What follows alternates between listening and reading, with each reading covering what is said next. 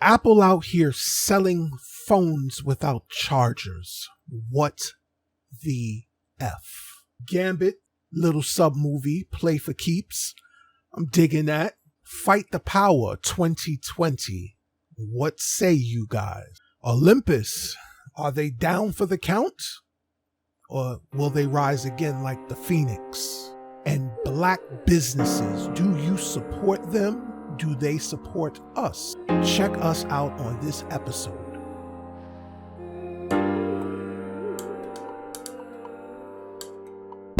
Yo, what is very good, people? This is the TTL podcast. We back at it like a motherfucking, I ain't saying crack at it, but we back at it. I got these gentlemen with me. I am the Kickstart, first of all, aka Tawann. Two gentlemen with me. Carry on. My name is Ramon, and the resident ignorant motherfucker. And I'm your boy Snow, and I am personified ignorant motherfucker. We all ignorant today. We smoking. Y'all can't see it, but I'm smoking. Snow is not smoking, but he's vicariously he's drinking water. I'm gonna get him. That's good enough. That's good. He gonna have a cigar once or twice in my lifetime, motherfucker. At least once. At least once. Gentlemen, how are you guys? Is everybody good? Snow, you good? Yeah, I'm good, brother. How about you? I'm living, man. I'm about to be back to work for a couple of months. Oh, by the way, I have my date. Nice. I have my date. So nice. It could be sooner. He said he has to get back to me, but we're looking at October the 6th. Ooh. Nice. Red October. Red October. October's very own. No Drake puns and nothing like that, but just in time to stay home when it gets cold. I am not going out there. For sure. right before D-Day and Halloween and all that. Remember D-Day? Yeah. Get your ass inside. If you can't fight, take your ass inside. Mm-hmm. If you ain't willing to throw some shit back, stay inside. Mm-hmm. Mm-hmm. Yeah, so, I gotta I'm trying to do my first chuck roast today. Oh, I think I'm gonna do either the roast or make it PMB style, poor man brisket style. So I'm gonna have a crack at it. It all depends. Because if I do it the poor man brisket style, that's about close to 6 to 9 hours, and that's just cook time. That doesn't include the hour and a half, if not 2 hour rest. That's on your grill. That's on the grill. I will offset it though. So you slow roaster. Yeah. If I do it hot and fast, yeah, that's gonna be at least 4 hours still, hour and a half, 2 hours resting. Do you wrap your roast or do you? I would wrap it once it gets stuck. So if it stalls, which usually is somewhere like I think 145 to 165 or 140 to 160. Once it stalls, you wrap it and then you put it back in. I got some butcher paper too, so I'm not going to use aluminum foil. I let it ride out until I would say 205, 209 mark. Right. And the reason why you let it go to that mark, you're not really going to that that temperature because it's ready. You want to see if it'll be tender, so you got to do the poke test. Mm-hmm. And if it goes in like butter or like more so like putting your knife through peanut butter, putting your probe through peanut butter, if it goes through like that, then it's ready to go. Yeah, because you could do it at 205 and pull it, and it should be like not tender.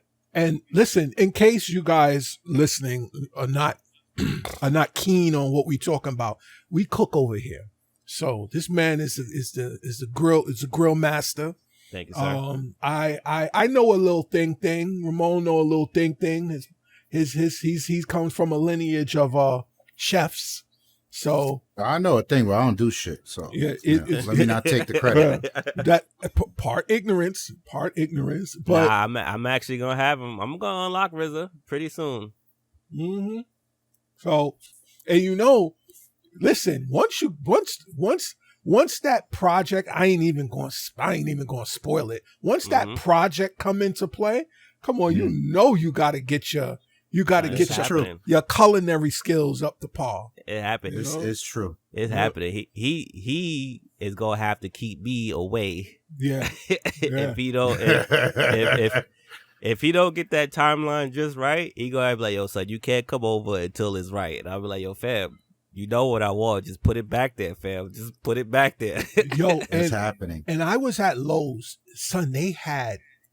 Literally yesterday, they had this big fucking skillet, this outdoor skillet, and I'm like, wait, who's buying? It was $2.99, my man. Yeah, $2.99. I'm like, what? Is that the seafood glory skillet? It's whatever you can. If you want to say, you know what, I don't want to put them on a grill. Yeah, it's like huge. Everything. It's everything. Like you can cook, you can stir fry on it. You can do eggs on it, all that. I can cook breakfast on it. Anything. So it's yeah, man. The prices, like, for right now, because this is basically the end of July, so everything summer related is going on sale. So great time if you wanted to prep for next year. Like, but listen, we could talk about that later. You know what I'm saying? When we get Let me ask you a question. Was that the Blackstone you was looking at? I'm not. No, I don't. I didn't even look at the name. Okay. It was huge. Me and my brother was there, and this young lady that works at Lowe's, that's friends of the family. Now it tells me. Oh yeah. Sorry, but yeah, she's actually a store manager there. I didn't know. So. Because they actually have multiple store managers. They're called department managers. So, is one for this, one for that, one for that. And, I'm hot, son. But off camera, we'll talk. All right. But, yeah, man. So listen, I guess the other side of the coin or spectrum. Cause you know what it is? Hold on before you do that. You know I'm hot, son? I don't need the discount for a brand new grill. I need the call up, like, yo, someone just returned one. They want something different. You know what I'm saying? Or, yo, we got this floor model that's just missing a screw. Like, yo, but the you know one what I mean? they Like, sold, I need something like that. The one they sold yesterday, it was $299. It was, son, it had to be about 45 inches, 50 inches long. Pause. Yeah. So now, it was the floor model was dirty. The skillet was dirty. It's simple, not a problem. Not a problem. She said, he wanted to know if you could take. She wanted to know if she could take something off because it's dirty. $250. Right. $250. Yeah. I'm like, what the fuck? But anyway. I just need the call ups, like, yo, we got this ready to go. What's up? Yeah, I don't need the discount hookup. I just need the call ups. That's tough because I'm never there. Like it's like, all good. It's in Red Hook, so it's like I would have to be there, and I'm like, all right, look, I know Snow was talking about getting something. Yo, Snow, they got such and such and such. Right. All right, you want me to pick it up? What up? That'd be the kind of shit I'm talking about. Yeah. So, other side of the coin or spectrum or flip side, for me, I'll open it up like this. For me, black businesses, and there's a very, very light side to this. There's a slight dark side to this, but black businesses, for myself, tend to support black businesses. And, with all that's going on and everything that has seemingly reared its ugly face in our communities with, Black Lives Matters and everything under that umbrella, where do you guys sit with supporting black businesses, in anything that encompasses black businesses, where would that land for you guys? Anyone feel free to take it away. Riz is probably going to have a more non-ignorant response, so let me go first. I don't know. It might be ignorant. All three of us might be ignorant with this, but go ahead. Son, I do not fucking care. Now let me explain what that means. If there's something that I want, right, and you have it, and it's a good deal, a good price, I will buy it from you. I'm not asking to come to your store and be like, yo, son, I'm going to need this for the price of $2.50. Like, yo, son, the shit costs $3,000. Like, no, I'm not. Right. If the MSRP is $3,000, right? Right. And I'm seeing a couple people let it go for $27.50. And if you got it for $27.50, I'll get it from you. So now what separates you from the other? You got to still treat me with some kind of respect. Right. Right. In fact, I probably even paid $28 because you're black. But you got to treat me with the respect, right? Because when I go in the other places, son, they don't be liking you like that. Right. But they'll smile and whatever, and they'll give you the money. Now, I want to bring those prices down. Son, I love West Indian food. Mm-hmm. Love it with a passion. Like, always have been. I don't think it's ever going to go away. And I got to tell you, and I hate to pick on them, son, but like this shit has been lifetime for me. So whenever I show up in this, and I get the utmost disrespect, son, because I don't look like I'm from the island, and for a while I accepted that, right? And then it got to a point to where, like in Bed-Stuy, where Bed-Stuy got repopulated or gentrified, and you know more white people show up in the spots, right? I'm not gonna name any places particularly, right? Son, they could be either in front of me or behind me. Son, they don't get the same energy as me. And we all know they ain't from no island. Right. So, you can be nice. You don't want to be nice. Right. Like the verbal between one island from another person, you know, the rude is part of it. I get it. Like, you know what I'm saying? Like, I get it. There's a certain charm to it. There's a certain flair to it, right? That's part of the culture. It's expressive. Like, with certain languages, when they talk, is expressions. And if you're not part of that language or that culture, you know what I'm saying, it looks a certain way to an outsider, right? Mm-hmm. But then you see that it's all good. Okay, cool. I could deal with that. But when they talk to me, it's not that. It's even worse, right? And then to see them put on the, hey, how I may help you, when it's someone, you know, white, it's like, oh, you know what? I'm just going to holler at my boys for right now and be like, yo, Mom Duke's cooking. Like, let me drop like 20 on y'all. I'd rather do that and then walk down here. I'd rather go through the hassle of harassing someone and their mom or their wife and be like, yo, son, let me know when y'all cooking. I'll drop an extra 20. I'm coming with the tubber. And as opposed to going to someone's restaurant, or I send one of my West Indian friends or darker friends to go get it because I know that I'm going to meet that problem. Mm-hmm. On the flip side, here's the super sad part. Son, I would love to go. I haven't been to a black-owned grocery store and I don't know how long. Maybe when I was 9 or 10. I know the last time I went to a black-owned candy store, I was definitely 12. That was the candy lady we had, her and her husband. Same with me. Right? Same with me.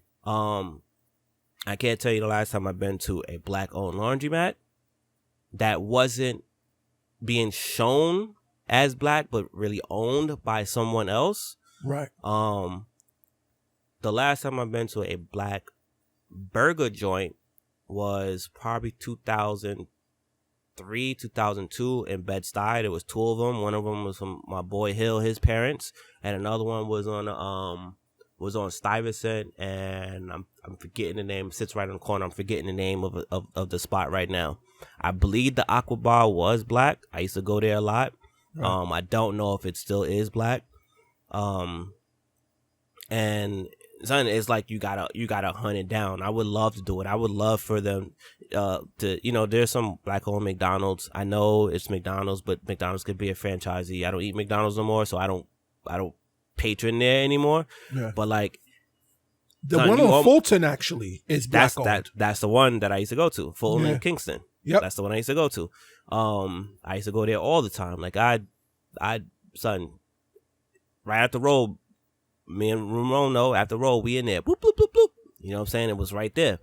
Yes, when we used to bust y'all ass coming down Fulton Street on Bulls. Whatever. Boys and girls was right there. Get off of Fulton Street. Don't start that. You don't want that issue, son.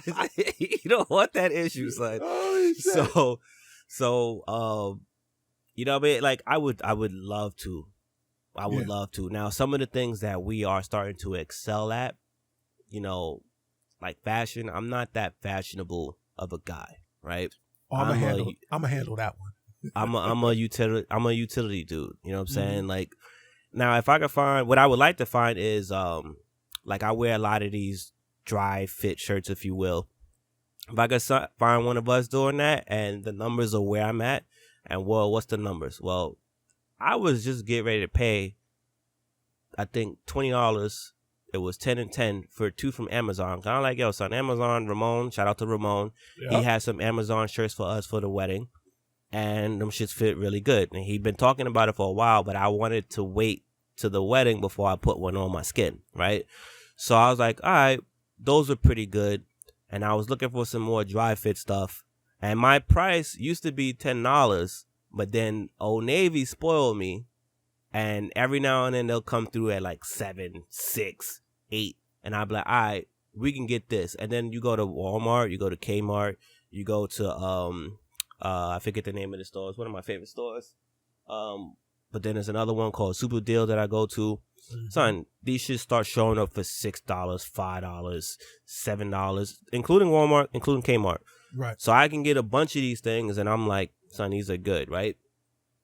I was on Amazon, and this one, as I put the Amazon joints in my bin, and was getting ready to press buy, at the bottom, some dude had one.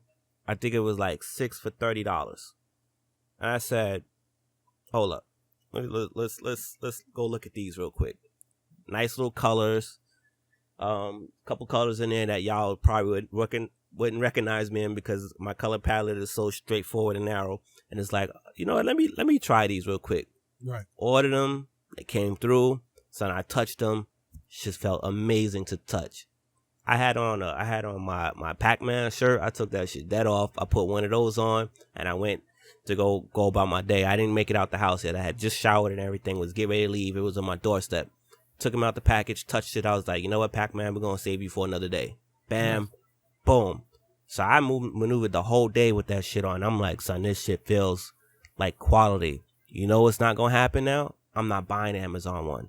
Right. You know what I would like to do? I would like to find a black-owned company that's making these shits. They have a competitive price at what I'm buying already. Now, if y'all want to sit here and try to sell me on, like, well, this thread is this, fine, fam. I bought sorry, let me not say bought. I was gifted an Under Armour one that was like around $25. And I bought a Old Navy one for $10 at the time. Asked me today where that Under Armour one is. I don't know. Where is it? It's probably up the Nile River by now. You know what I mean? Like, it, just because it was more doesn't mean quality. Right. So I'm not worried about the price per se, but you got to have what I'm looking for. You got to be in the market of what I'm after, and you got to get known. Now, how often do I go sort out? I sort out wherever I can, but this goes into supporting my friends. You get what I'm saying? So now it's like, well, if my friend has something, I could recommend something. I could push doing something. If there's somewhere where it looks good on them, I pull up that way. I go this, I'll do it that way. If it's not something I'm with, I push other people that way, as long as I believe it and I believe in a person. Right. But it's not easy. It's not easy. It's almost, you have to find a new listing almost every day. And then here's the other issue. And this has nothing to do with black owners per se. This has something to do with just anyone online selling anything online. Mm-hmm. I do not like putting my card into rinky-dink systems, one-off systems. Got you. And that's one of the reasons why I'll see something flying down a timeline. I'm like, does Amazon have it? Do Best Buy got it? Do Newegg got it? Can I PayPal it? You know what I mean? Like, I always look like, is there a system that I trust that I can get this? Right. So that way I could purchase with confidence. Nothing shady on their end. I don't care. I'm not talking about them. I'm talking about just the system that's handling it. Right. Because I understand how to. I build websites. I've been in the website game forever. I've been in the e-commerce game for a very long time. So there's certain things I'm only comfortable with doing. You know what I mean? I hate eBay with a passion because of the 90s, and I will almost likely. I'll be mad. I'll delay my purchase, but eventually, if it's from you and you're making it with your hands or whatever, I will eventually pay for it through eBay. As much as I don't want to, I might get my sister-in-law to buy it for me, and then I go to Staten Island and pick it up, and I hand her the money. But I'll eventually get it. Gotcha. But that's me on that. If I can, I will. You know what I'm saying? I absolutely will. Supermarkets. I want the supermarkets. I want the grocery stores. I want the fish stores. I want that because that's where I spend my money at a lot. Right. Ramon, how you feeling? I think Snow touched on a lot of good points there. And his experience with Caribbean restaurants resonates with me. I'm not as light as Snow in the complexion, but I feel like I'll be feeling that shit sometimes too. Yo, they don't want to give the light skinned man the extra oxtail gravy. You know what I mean? And nah, give me the oxtail that I'm paying for. I didn't get into specifics. Like, give me what I actually paid for, though. Yeah, forget about the extra. And I've seen it happen where, the motherfucker in front of me just got 20 pounds of food, and I'm like, wait, not that I should be eating 20 pounds of food anyway, but why my shit look different? Right. And I think where I'm more on the Snow side of the fence is I don't look Caribbean. Right. Mm-hmm. And you would probably, I guess some people can tell I have an accent. Right. When you focus on your accent though. Yeah, you can, or if I'm about to slap the fuck out of somebody, shit. Yeah.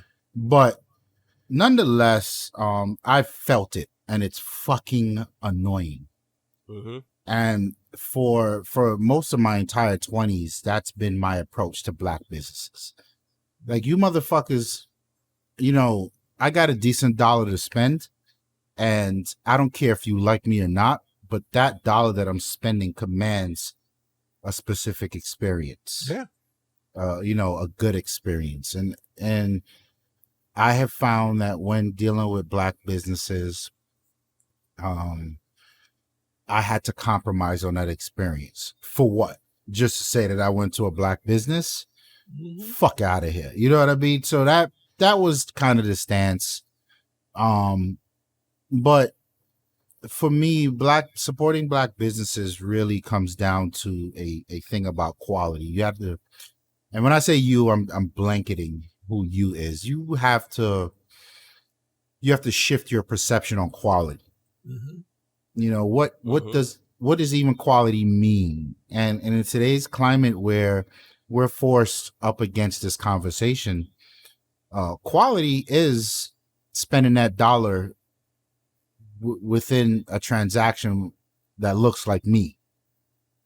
The person, me as the buyer, is black, the seller is black, the supply chain is black, although, that's a little harder to find. Right. But that is a choice I'm choosing to make that then defines the quality. Doesn't mean the experience is good or bad. Doesn't mean the product is good or bad. But I'm choosing, and it is something that I am choosing to do now because Greg has been talking about this. Tawann's now talking about it. And I think it's something that I would love to expose my children to. Supporting your own, supporting people that looks like you. And now I'm choosing to say, okay, this is the first bullet point to quality for me. Right. And, there's a lot of open, as I said earlier, there's a lot open for conversation there. different points of quality. Well, how's the product itself? Does the food taste good? I was looking for black-owned cigars for a while, and I didn't get around to it. The next batch of cigars I order will probably be a mismatch of black-owned cigars just to try them and see where we are, seeing if there's anything decent out there. Right. But I still fall back on the experience. Yo, you fucking treat me like a patron. Yeah. I don't want the fucking attitude. And it's a lot of understanding there that when you go in the Jamaican restaurant or the black-owned supermarket, these motherfuckers are upset because they work at the restaurant or they work at the store. Like, fam, that's not pay attention in school. Yeah. Or maybe if your dumbass didn't pay attention in school, you just got off the boat. Yo, this is what you have to do. You have to grind. And the opportunity is out there, but this is where you are in your specific journey. I don't need that attitude because we all been there. Yo, Tawann used to pick me up from Duane Reade. You think I wanted to work at Duane Reade for 2 weeks after high school for $150 a check for 2 weeks? Right. I couldn't even get my Jordans. But when a motherfucker come in, yo, my man, where's the toothpaste? Oh, it's Al, whatever. I'm not like, who the fuck you talking to? I'm not your man. I don't know where the fucking toothpaste at. You can't read the sign? You dumb motherfucker. Like, no, that's not how that works. You are where you are right now, and you're grinding. And I feel like a lot of people of color that I've come across have struggles with, yo, I get it where you are, but you don't have to have a shitty attitude. Right. And that's a turnoff. But I think supporting black businesses is, it's a grind. And just by the sheer economics of how it works, a dude making cigars in his basement by himself, he doesn't have a supply chain. He can't do it at mass. So that cigar that he's doing may not be A1 structure. It may not be A1 quality, but now you have to pay A1 price because of how small and boutique it is. Right. And you have to make that trade-off if you want to support black businesses, and you make that decision to invest in this guy, this man, because 10 years from now, a bunch of yous who decided to do the same will afford this man a steady stream of income where he can take it to the next level. And then prices come down, quality goes up. And we as a community, if that's the goal, then we have to make that compromise at the sake of keeping it in-house. And I think I'm ready to do that. Mm-hmm. You know what I mean? I think the launch pad for that type of journey is going to be a mismatch of the quality, the premium things I enjoy, but the potential for the premium future. And that potential for a premium future means, yo, this may be an 80 out of 100 smoke, but it's a motherfucker that look like me. I'm good with that. Right. I see the promise in both. And much to Snow's point, we still got to fight through the bullshit.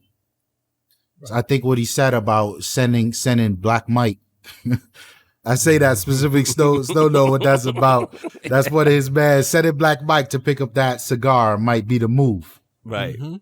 Because you can still support it, but you omit yourself from the experience. Like, yo, fam, why every time I come in here, you look at me sideways like I'm going to steal some shit, and we both look like each other in here. Right. What the fuck, son? Yeah. You know what I mean? Like, if I can avoid that, because there are real reasons why that happens as well. You know what I mean?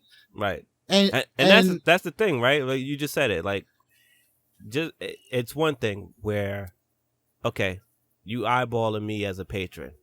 Something has had to have happened. Right. And you got to address that part too.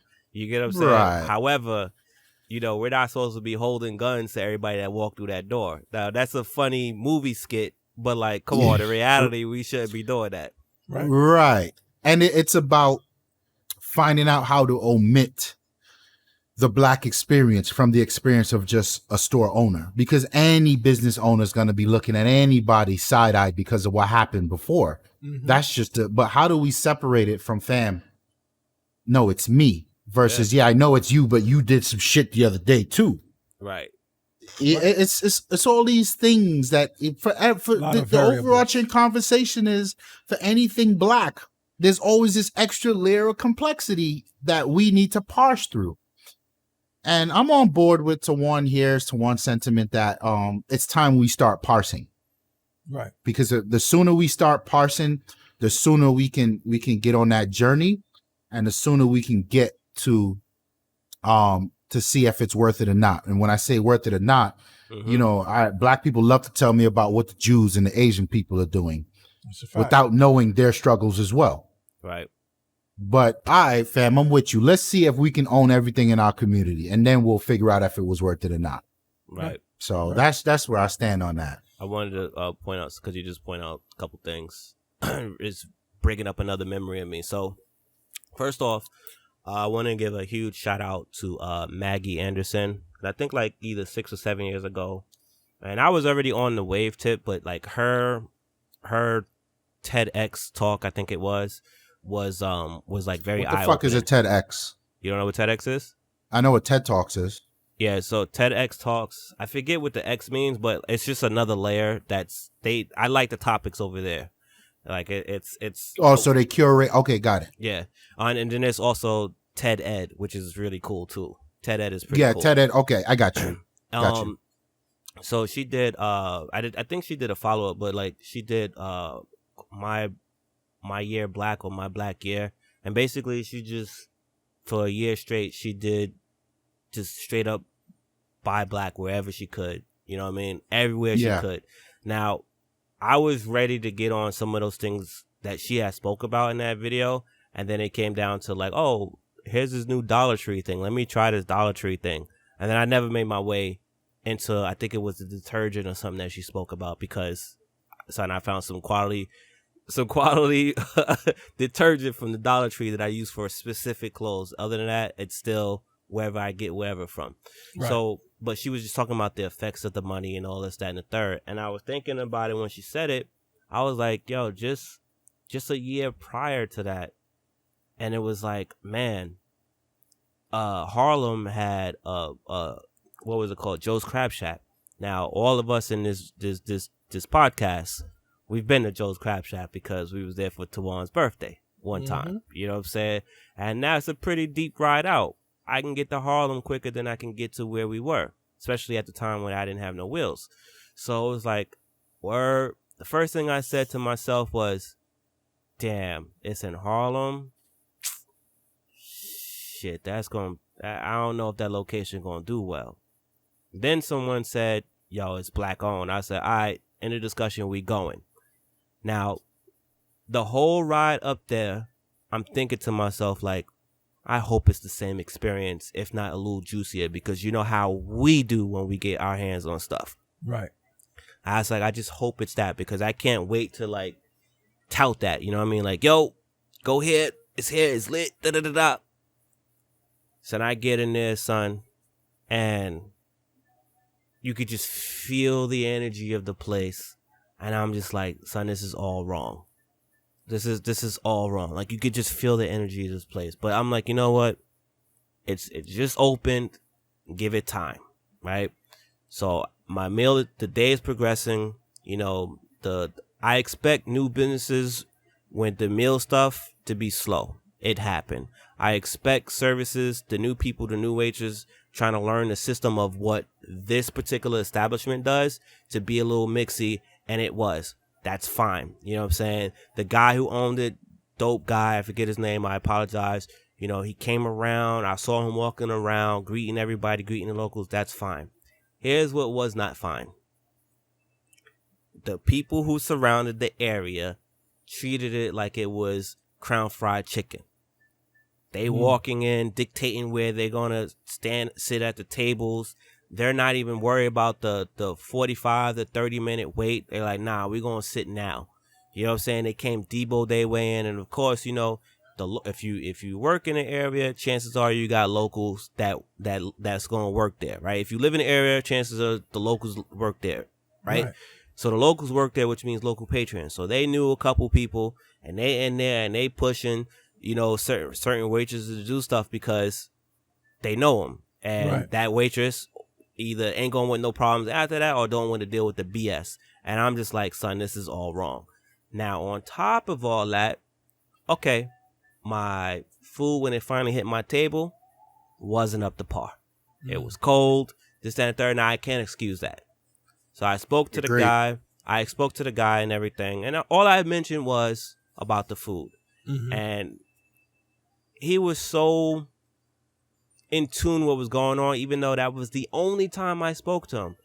He had been watching me and who I was there with at the time the whole entire time. It meant a lot that we were there. Right. And he understood why. He said all this. Like, he was patient. He saw that, this, that, and the third. And he even hit us off with a card to come back.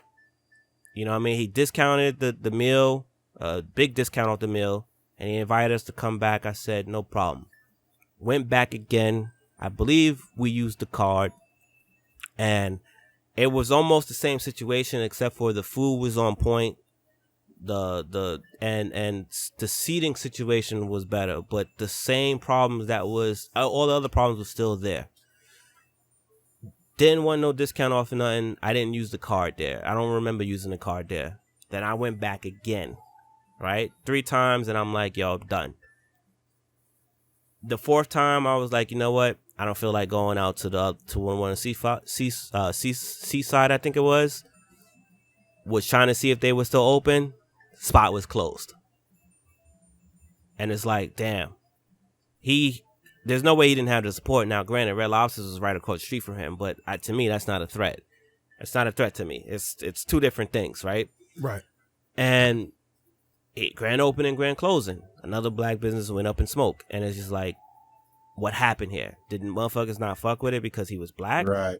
Or was that they didn't have control over it, and the verbal vomit went out more for this place because he was black?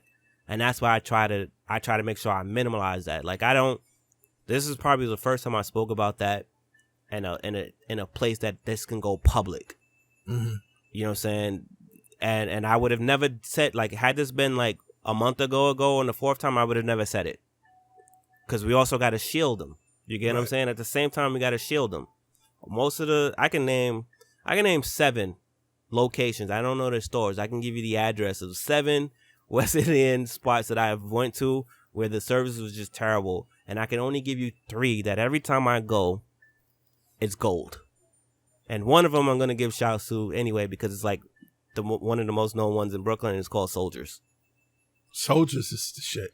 Soldiers is on Fulton, right? Yeah. Yep. Yeah, I used to, when I was working at the hospital, I used to take that walk. Yeah. So, both of you guys touched on some very good points. Very notably and specifically, quality.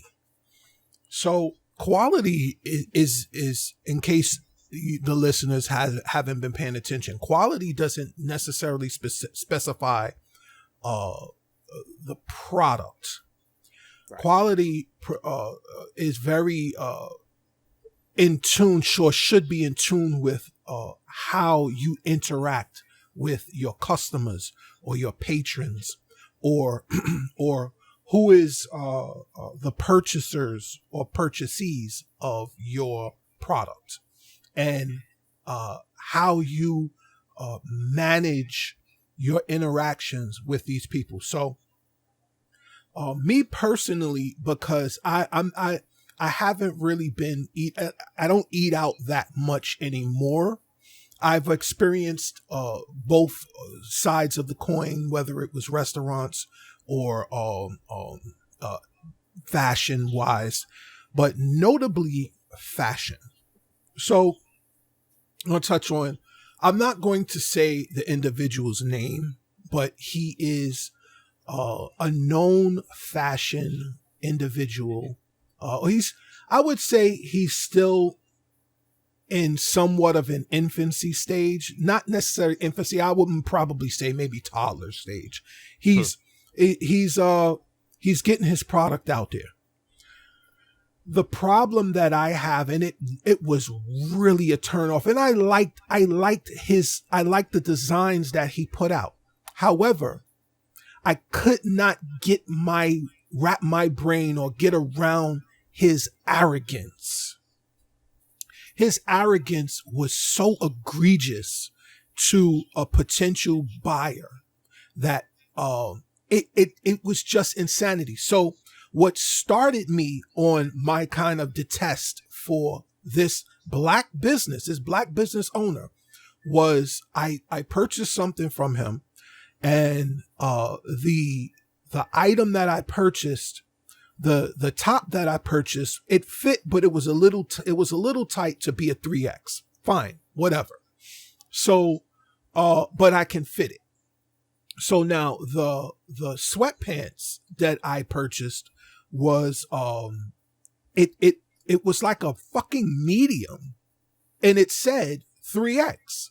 So now I'm like, bro, this cannot be a 3X. Well, because this is black owned, and the dude is he does most of his sales via did most of his sales via Instagram. So I said, well, let me contact dude and let him know, hey, listen, maybe in your production line, someone may have mislabeled one of the tags. And because what I had was clearly not a 3X. His reply was something to the effect of, well, the people who do my labels and what have you, they don't make mistakes. That was his attitude towards it. That wasn't what he said, but that was his attitude towards it. Well, they don't make mistakes. It's made such and such and such, and that's it. And my wife was just like, what did he just say? Yeah, who the fuck you talking to? So, you know me, I start way low, and I'm never on 100 all the time. So I'm like, okay. So I'm like, I'm not going to go back and forth with this individual. I'm going to watch. Mm-hmm. So now I'm on Instagram and I'm following this dude, and I'm watching how he responds to people just giving a constructive criticism. Hey, maybe you want to just tweak this, or hey, yo, your design is dope, but maybe you want to do X, Y, and Z. And his approach to that was, well, motherfucker, then you start your own line and do what the fuck you want to do, because I'm going to do X, Y, and Z. I said, wait, what? So that was like 2. And then the final straw, because usually you don't get 3 with me, but I said, all right, well, I'm maybe he was having a bad day. So the last final fucking thing someone said to him about owning their own thing, and hey, and offering the same line of advice.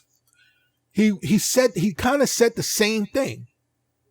I said, you're done. Not only am I not following you anymore, but I'm blocking you.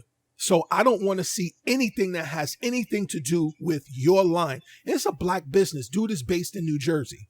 So, sorry, Ramon. But so it was just so horrible and disgusting to imagine that. Listen, no one is trying to tell you how to do your job or do this business. Is making buku money for you. I get it. But bro, no one is trying to downplay what you're doing. We're just giving you just listen, hey, maybe you could do it this way because there's a lot of X, Y, and Z's that maybe can't fit, or a lot of whatever. And your approach to that is to be resentful and to say, I have a problem with that.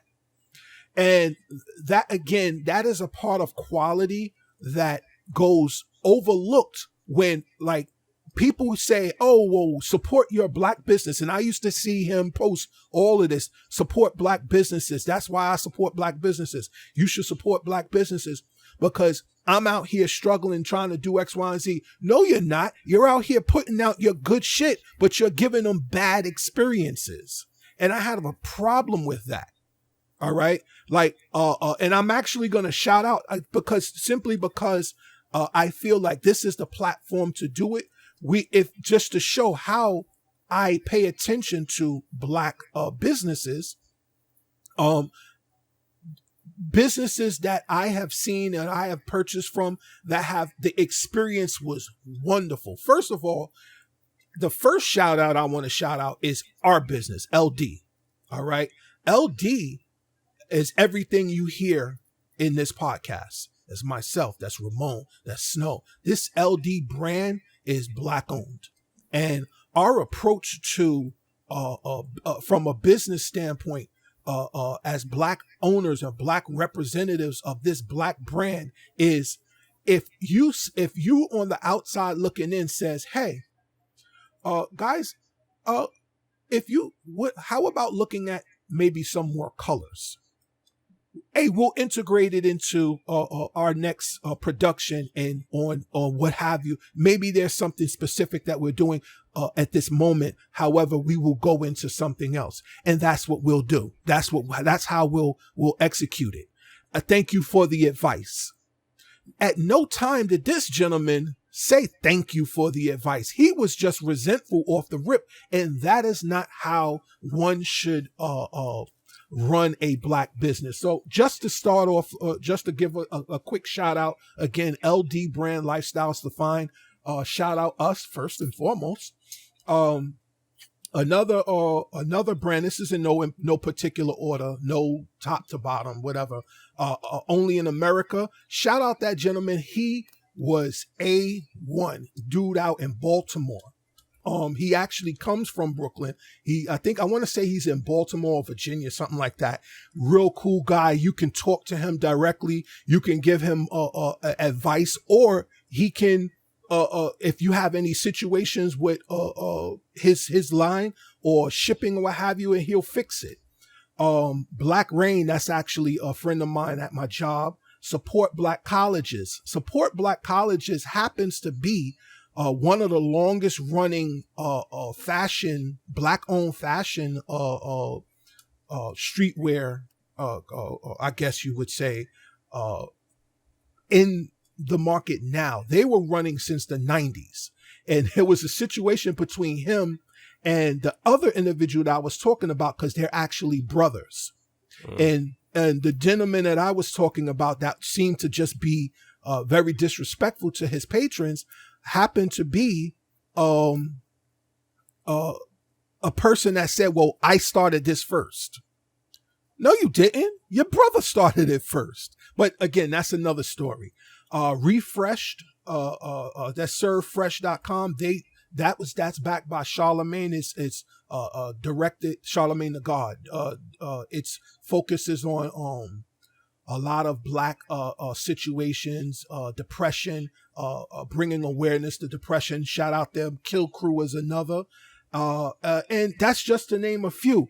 Just to note that there are individuals that support Black businesses, that support customers, and that support people who invest in these Black businesses. Because without the investors, without the ones that are supporting your Black business, there is no Black business. And I think we should all be conscious of who is buying our product and why it is important that the two-way street becomes a very smooth and easy street to navigate for a customer and the business owner. And off that, and I'm going to close out and move to the next topic, I just heard something very, very disturbing by one of that is more to the point, that happened with Louis Vuitton, calling Black people dogs that eat dirt. Excuse me? I'm gonna need to see. Send me the link, so I need to see that. Yeah, I'm gonna get my wife to send me the link, and then I'll send you the link. It was just, this was a boss. They never said that the individual was a higher up in Louis Vuitton. It seemed to me like it may have been a store or one of their stores, maybe the store manager or what have you that was running the site, saying something to that effect about black people are just dogs that eat dirt. And I'm just like, wait, what? What? Yeah, I wanna see that, because I know LVMH as a business. They spend a lot of money in diversity. Yes, they do. They put a lot of effort in. And you could be right. You know, there's always going to be the outliers and shit like that. But I'm just curious to see where that came from in the spider web. But I want to tack something on before we move on. And I want to add something too. I want to shout out a few companies. Sure. So you said one of the things I think is very important to differentiate. Differentiate, man. Fuck, you know what I'm saying. Differentiate. Fuck. There's a difference between giving advice and giving feedback. What I think you meant, you should have said was feedback. You're giving feedback. Yes, that's what. Because in all honesty, I don't want nobody's fucking advice on how we run our thing. Because yeah, for sure. We stay up late at night. We fucking crunch the numbers. We do the research. We do the math. Blah blah blah. Like, advice is welcome, but advice can only come from someone that's in my boat. Right. And walk the path we walked. So I wouldn't expect a motherfucker who just saw 2 videos to be like, yo, you know what y'all should do, such and such and such. I don't want your advice, but I do want your feedback. Right. You get what I mean? Absolutely. And so I think there's a difference there. Definitely. You shouldn't. He should not have. And I'm not saying you approach you. I'm pretty sure the term you used was different. Yes, while you used advice, but I'm pretty sure you meant feedback. Yes, I did. I don't ever think you would give a motherfucker feedback. Oh, I'm sorry, advice on how to run their business. Right. And I think customers. This is a real thing in retail. So the customer is not always right. Go fuck yourself with that bullshit. Hell no. The customer. You learn that real quick. The customer's entitled. Yeah. 1 year in retail, you learn the depths of that. Right.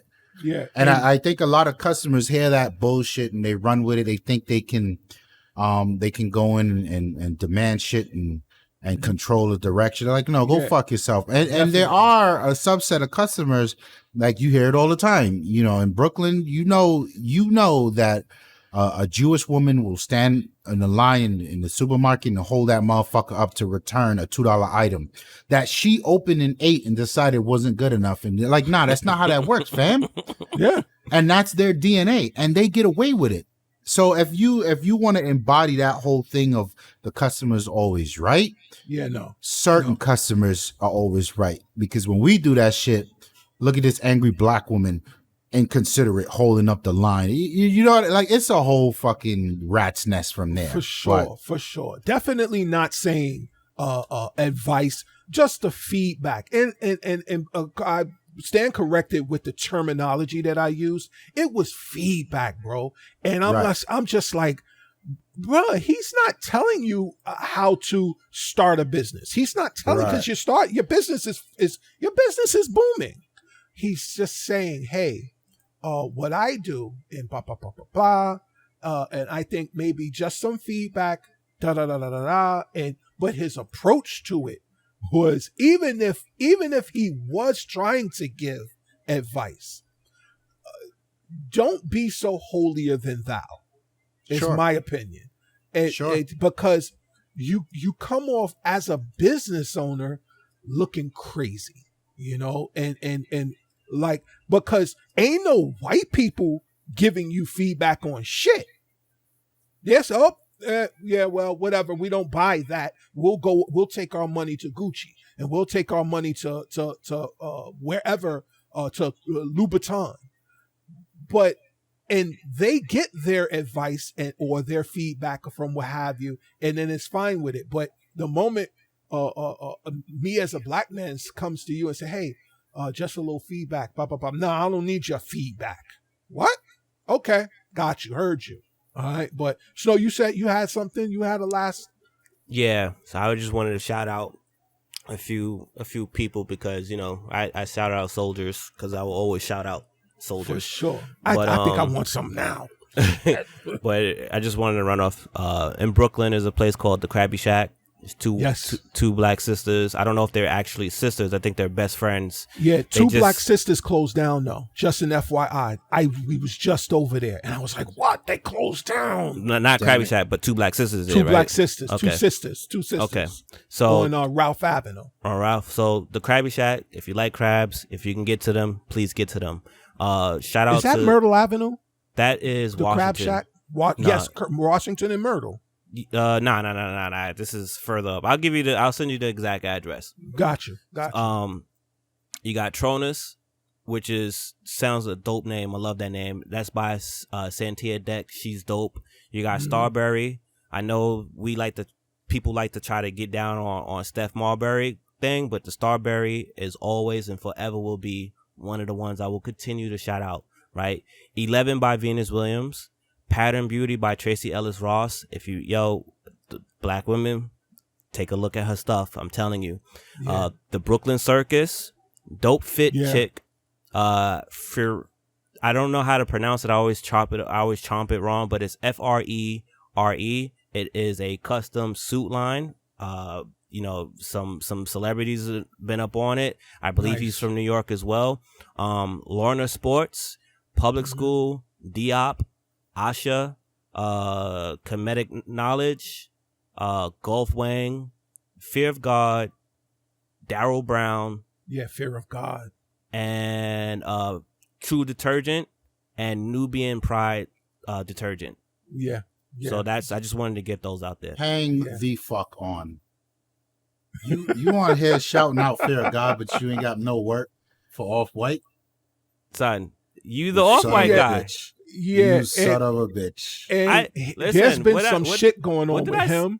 What did I say though? Like, it's not my world, but I know some of these things. That's not my world. If it was in my world, you would see it all on me. It's not my world though. Yeah, and shout out Off-White Virgil, a black owned business. He started from the bottom. Shout out Yeezy.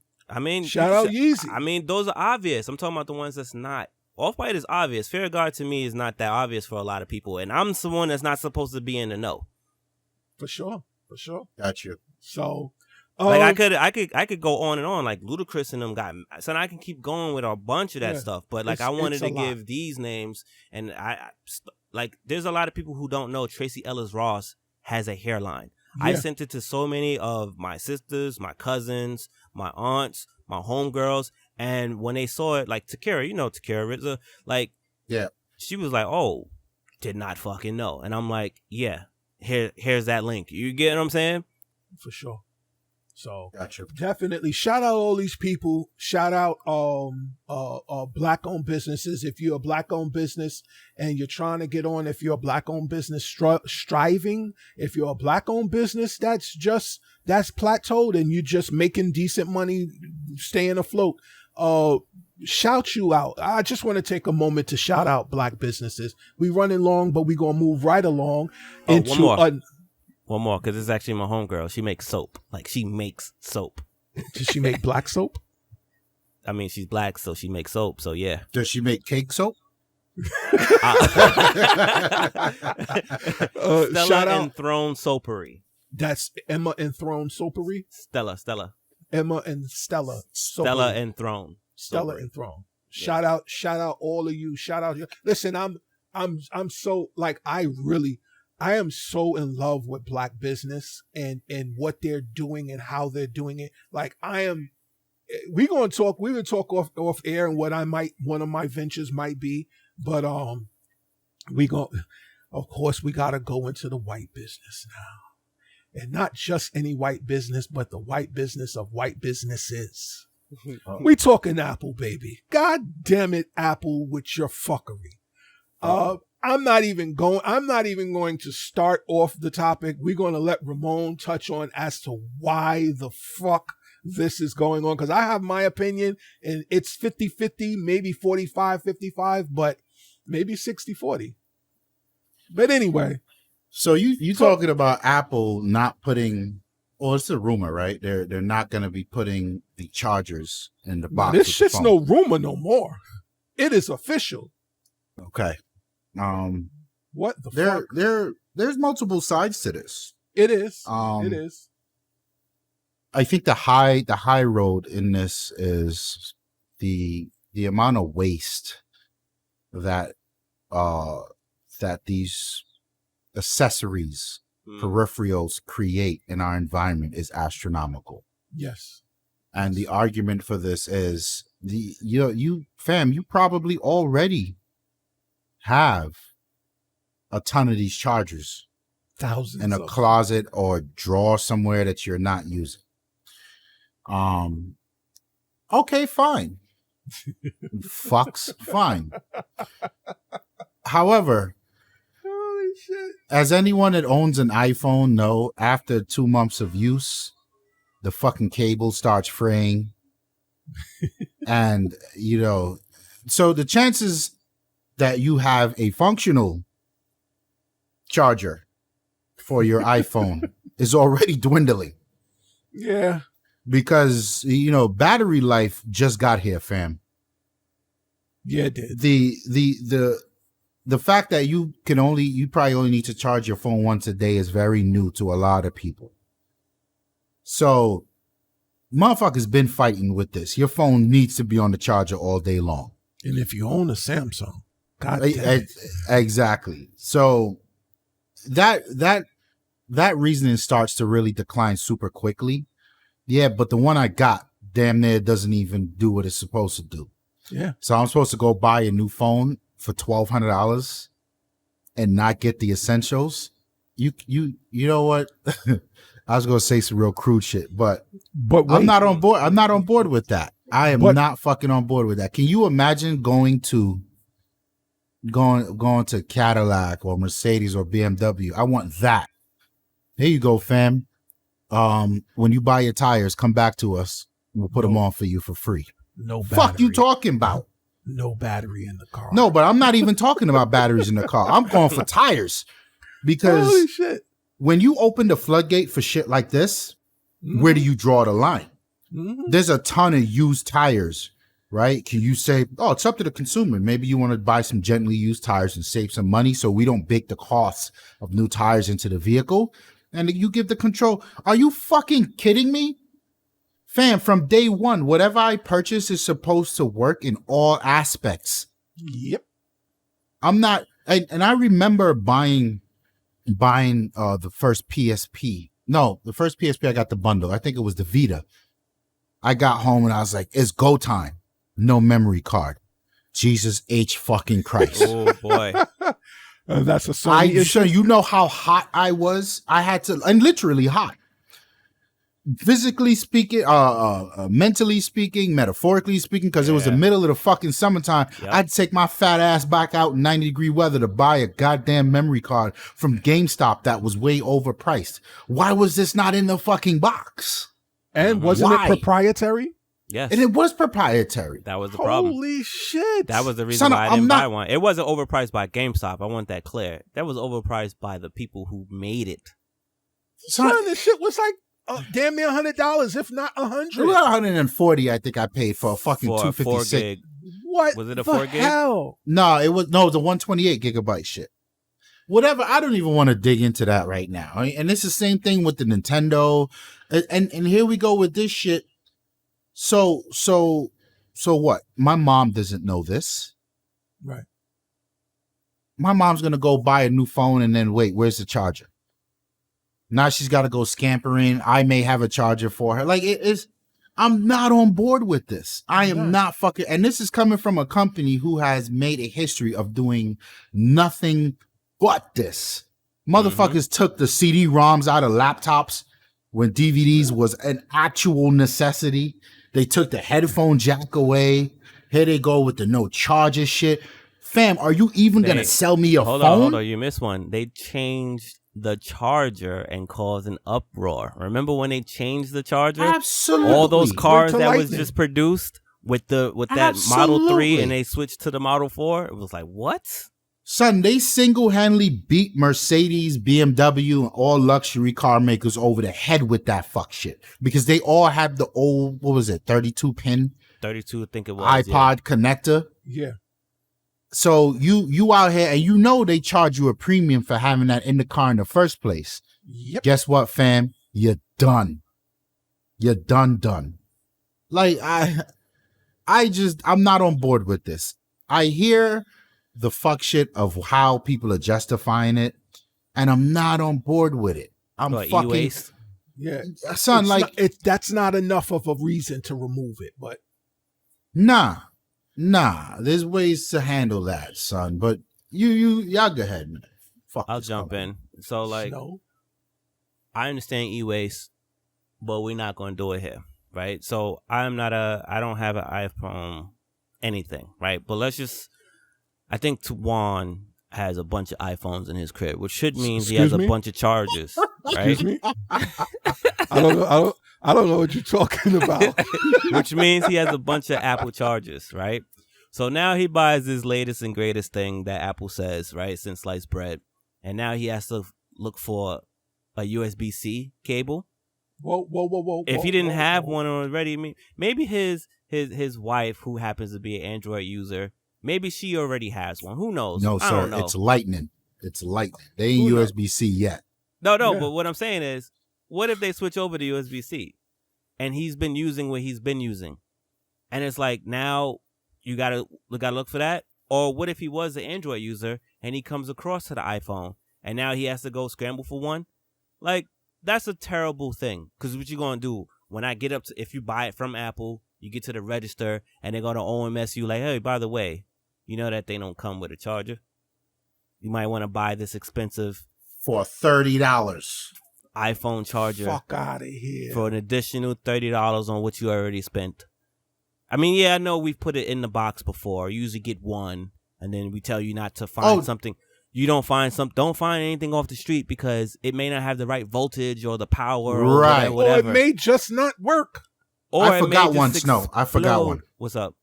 They stopped bringing it with the headsets, the headphone. Remember they used the white earbuds? Yes. They took those out. And this is coming they took that away from consumers at a time when they're pushing that no texting and driving shit. They're pushing, don't be on your phone. Don't hold your phone. You get a headset, do this. And then Apple says, oh, well, we'll take that away because we want to sell you these $150 AirPods. Right. I forgot to mention that. And one more layer on top of what you just said. It is likely that Apple is switching over to USB-C from Lightning. Mm-hmm. So that argument about, but I got a bunch of chargers already in the crib for my iPhone. No, fuck boy. That won't even work. So you are the one that's being affected here.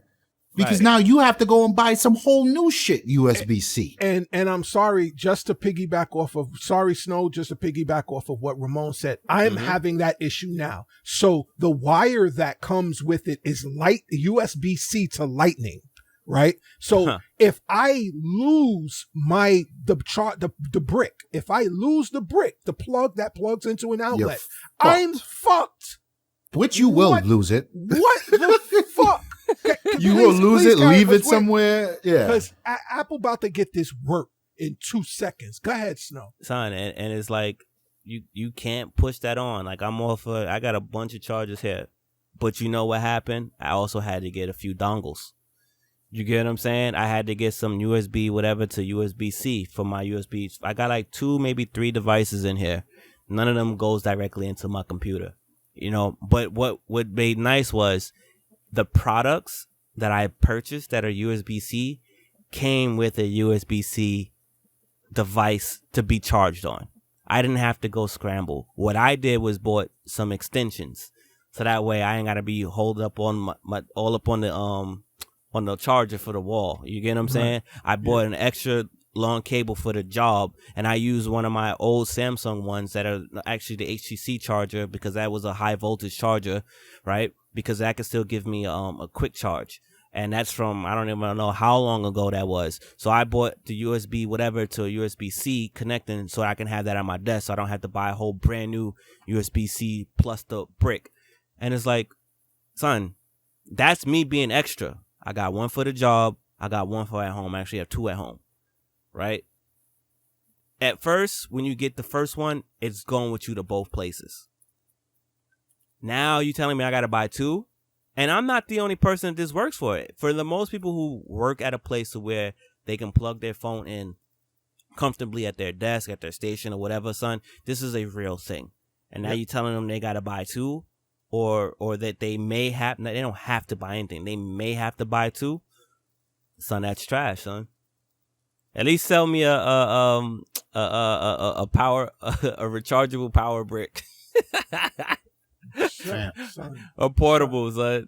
crazy, son. It's crazy. But go ahead, Tawann. So like I got wind of this whole debauchery about 2 weeks ago, almost 2.5 weeks ago, and it was a rumor then, and then things move from rumor to factual when people start really like the YouTube I people that talk about Apple shit, and they're like, yep, this is what's going on, this is the talk. And then it moved there was somebody, one of Apple's reps, I don't know who the fuck they are, said something on Twitter about it being about basically it being factual about removing the power brick from the box. It cuts on waste, it cuts on e-waste, it makes the box smaller.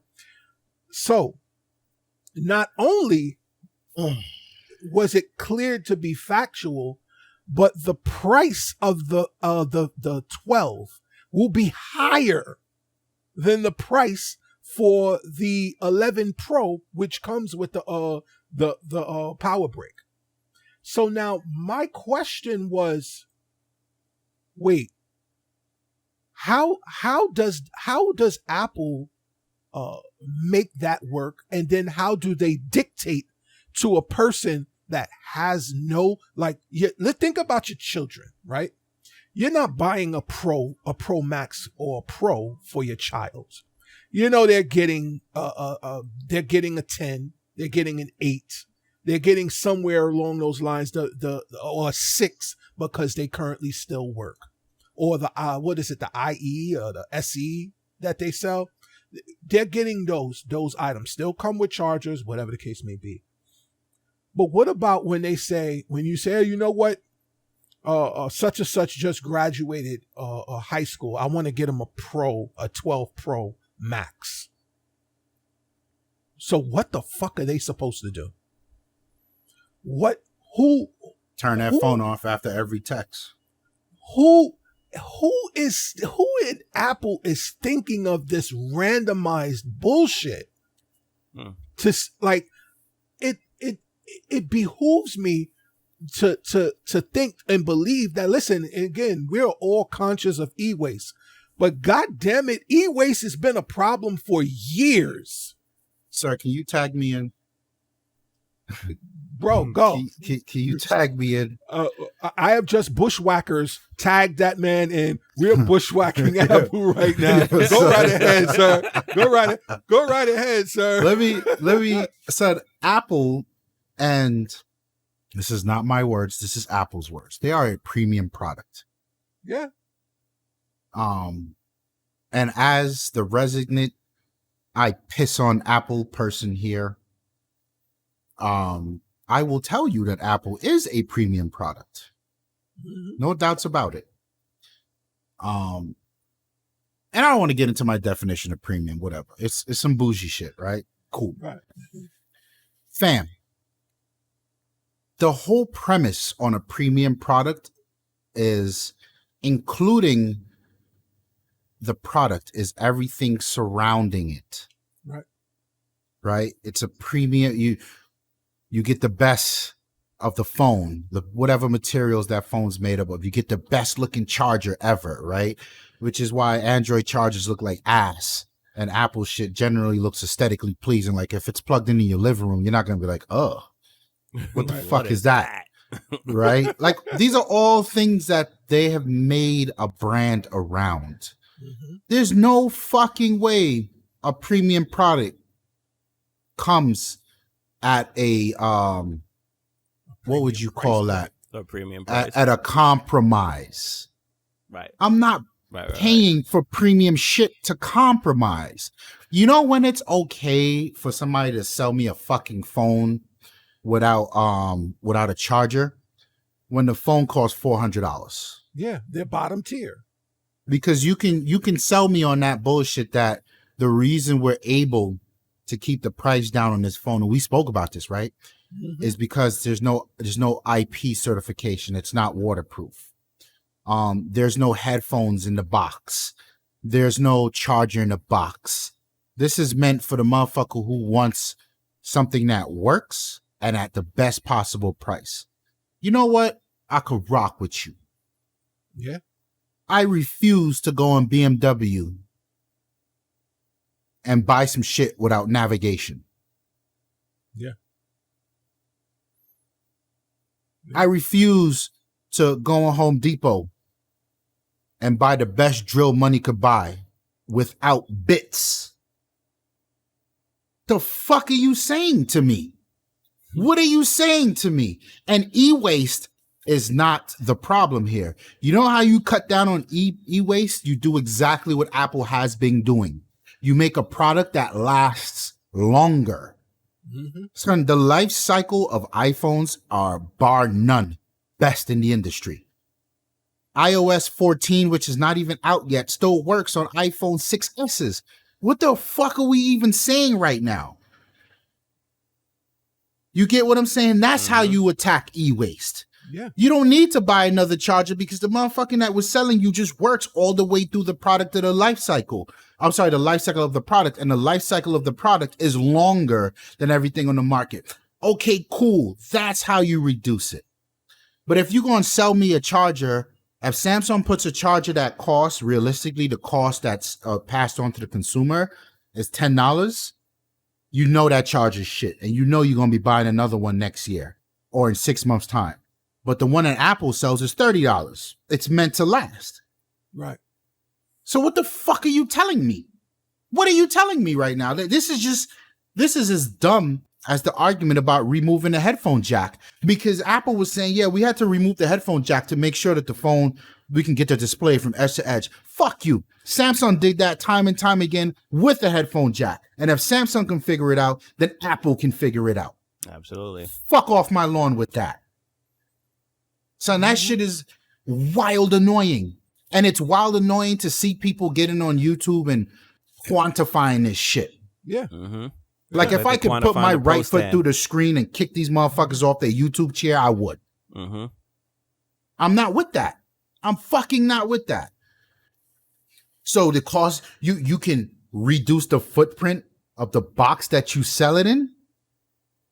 So you save a couple pennies, and a couple pennies equals a couple millions over time. Nah, motherfucker, that's your problem. Yeah. If you that concerned, then sell me the shit in a bag, you fuck. You think people give a fuck what an iPhone is shipped in?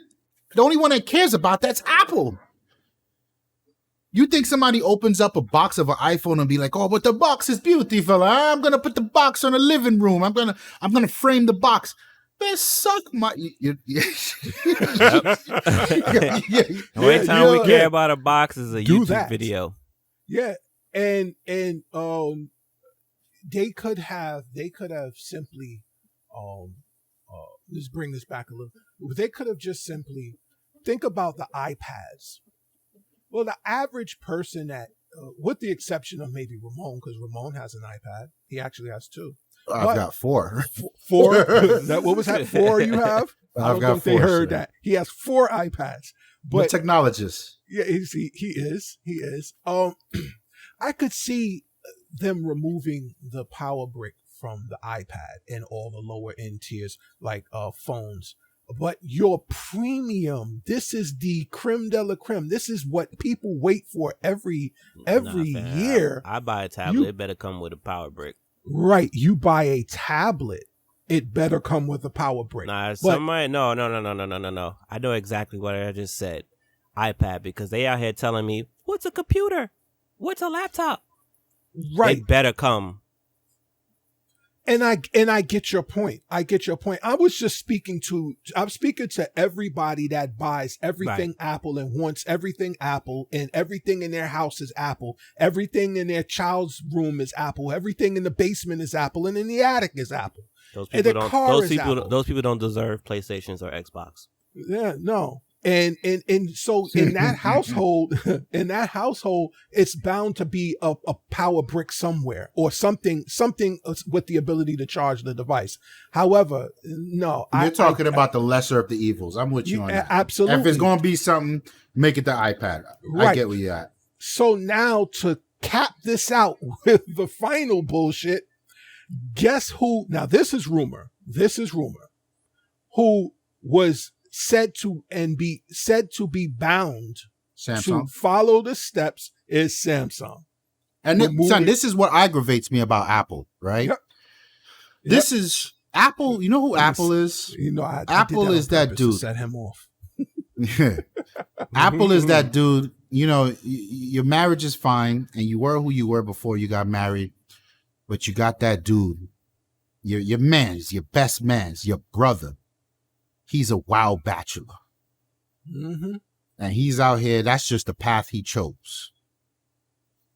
And whenever he comes around, it's go time. And your wife is like, sit the fuck down. You are going nowhere with Naquan. You know, oh, Naquan's in town. We're going to go get a drink. No, that means you're going to go find some bitches. No. And Apple is Naquan. Because this motherfucker, he's living a life. He's doing all right for himself. And he's got heavy influence. Mm-hmm. And the influence he has, the way he sees things, is fucking infectious. That's Apple. And the things Apple decides to do, for no fucking apparent reason, but other than this is just what Apple wants to do, it's often heavily anti-consumer behavior. Yeah. And they do it, and then the rest of the industry is like, well, if Apple did it, we definitely... we saw that with the headphone jack. Yeah, because Apple did it. You had cheap ass phones. And remember, Apple's reasoning for getting rid of the headphone jack was, well, we couldn't get the screen in the way we wanted to. It wasn't about waterproofing. It wasn't about any of that. That was their initial bullshit. Son, you had Android makers with $400 or $500 phones, $600-700 phones, removing the headphone jacks and didn't have edge-to-edge displays. The fuck are you doing it for? Because the headphone module only costs you pennies on the dollar to put in your fucking phone. What's your reasoning for removing it? There was none. The only reason was because Apple did it. And then Apple came back a year later. Yeah, well, we did that so we can waterproof the phone. Fam, Samsung, 4 years later, still had headphone jacks with better waterproofing than Apple. Yo, what year was that when Lil Wayne put his phone in the fish tank? That was 3 years ago. Maybe 4. 16, 17. I think that was a second iteration of the waterproof Galaxy. Ridiculous. And it had a headphone jack.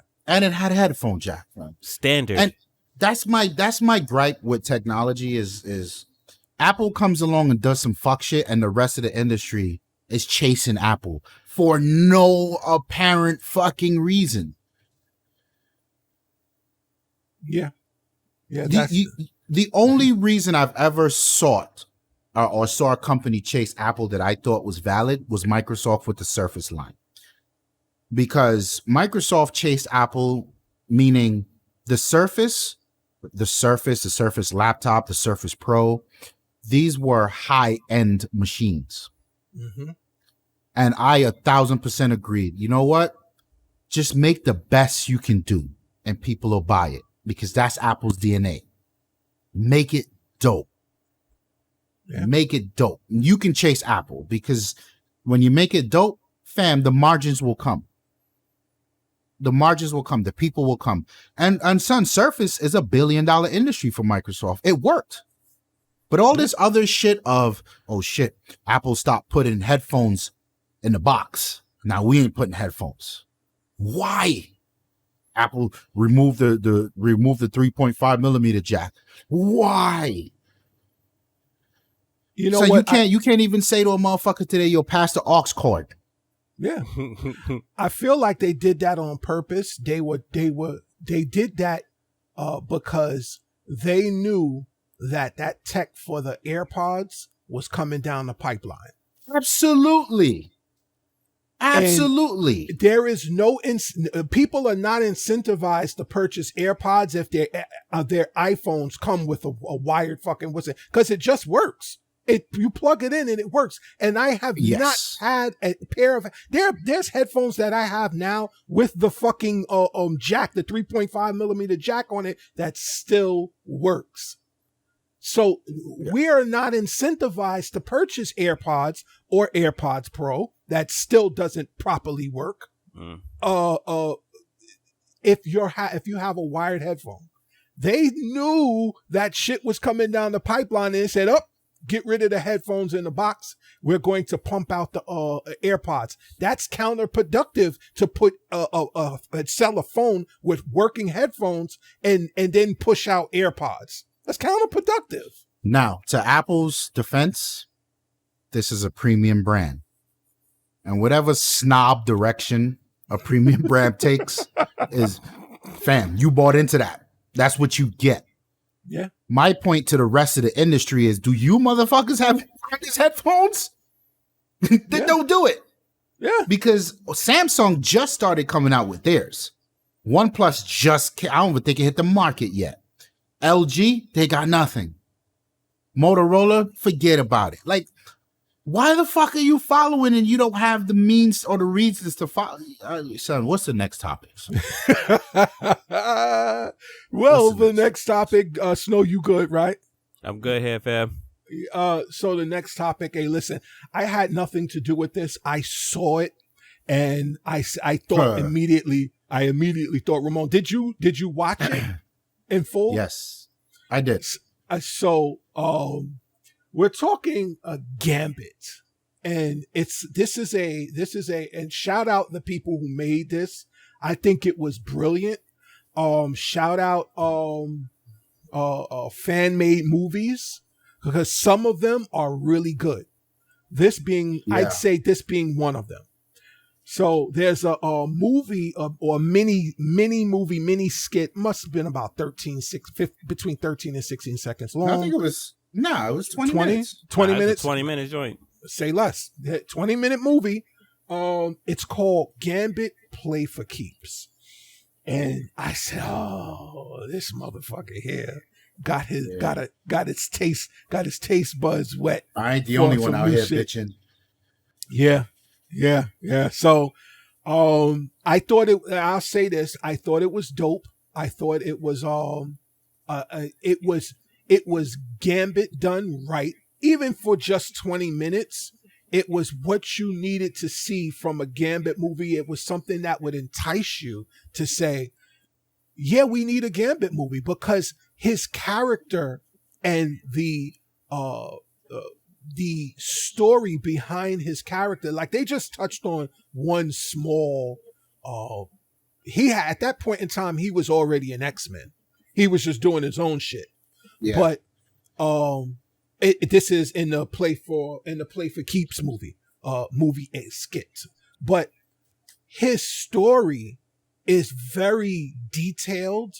It's very it's a story that someone can get behind, and if it's done right, it can really be a very good movie. That's why I'm all for MCU having X-Men characters at this point in time, because they can flush out a backstory better than anyone else can.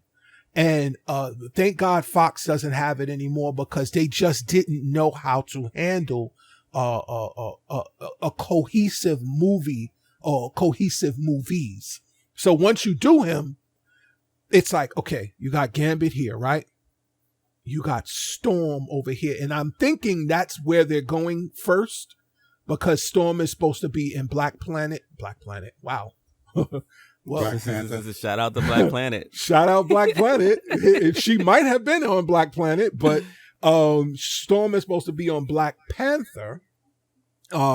And Rumorville has it that it'll be played by Janelle Monáe, a much better character, I'd say, than this girl. What's her face? Man, we had a whole episode about that. Check that episode out if you're unfamiliar. Hang the fuck on. Hang the fuck on. Trying to get past that. Yeah, hang the fuck on. Here we go. Let's go. go. I get dragged through the mud for fucking shitting on Solange, but you get to call Beyonce this girl. What's his name's wife? You disrespectful son of a bitch. Hey man, hey, blame Hove and his fuck shit. God, but no. damn it. I think Janelle Monáe would be a nice pick for. She wouldn't be my top pick. Have we seen her acting yet? She did a movie, and they said she did pretty good. She did a movie. Yeah, she got something that's out right now, or just recently came out. Oh, I got a lot of. Okay. She's got a lot of good response with that one. That's cool. So, and I am definitely on board with characters that are able to personify, with people who are able to personify the character that they're playing. And but back to the Gambit. Like, I think that it was like, this was very well done for a fan-made movie in 20 minutes. I feel like, again, Gambit is a character that a lot of people, if you're a nerd, you know what he's about. And not even watching, if you read comic books, you know everything about him.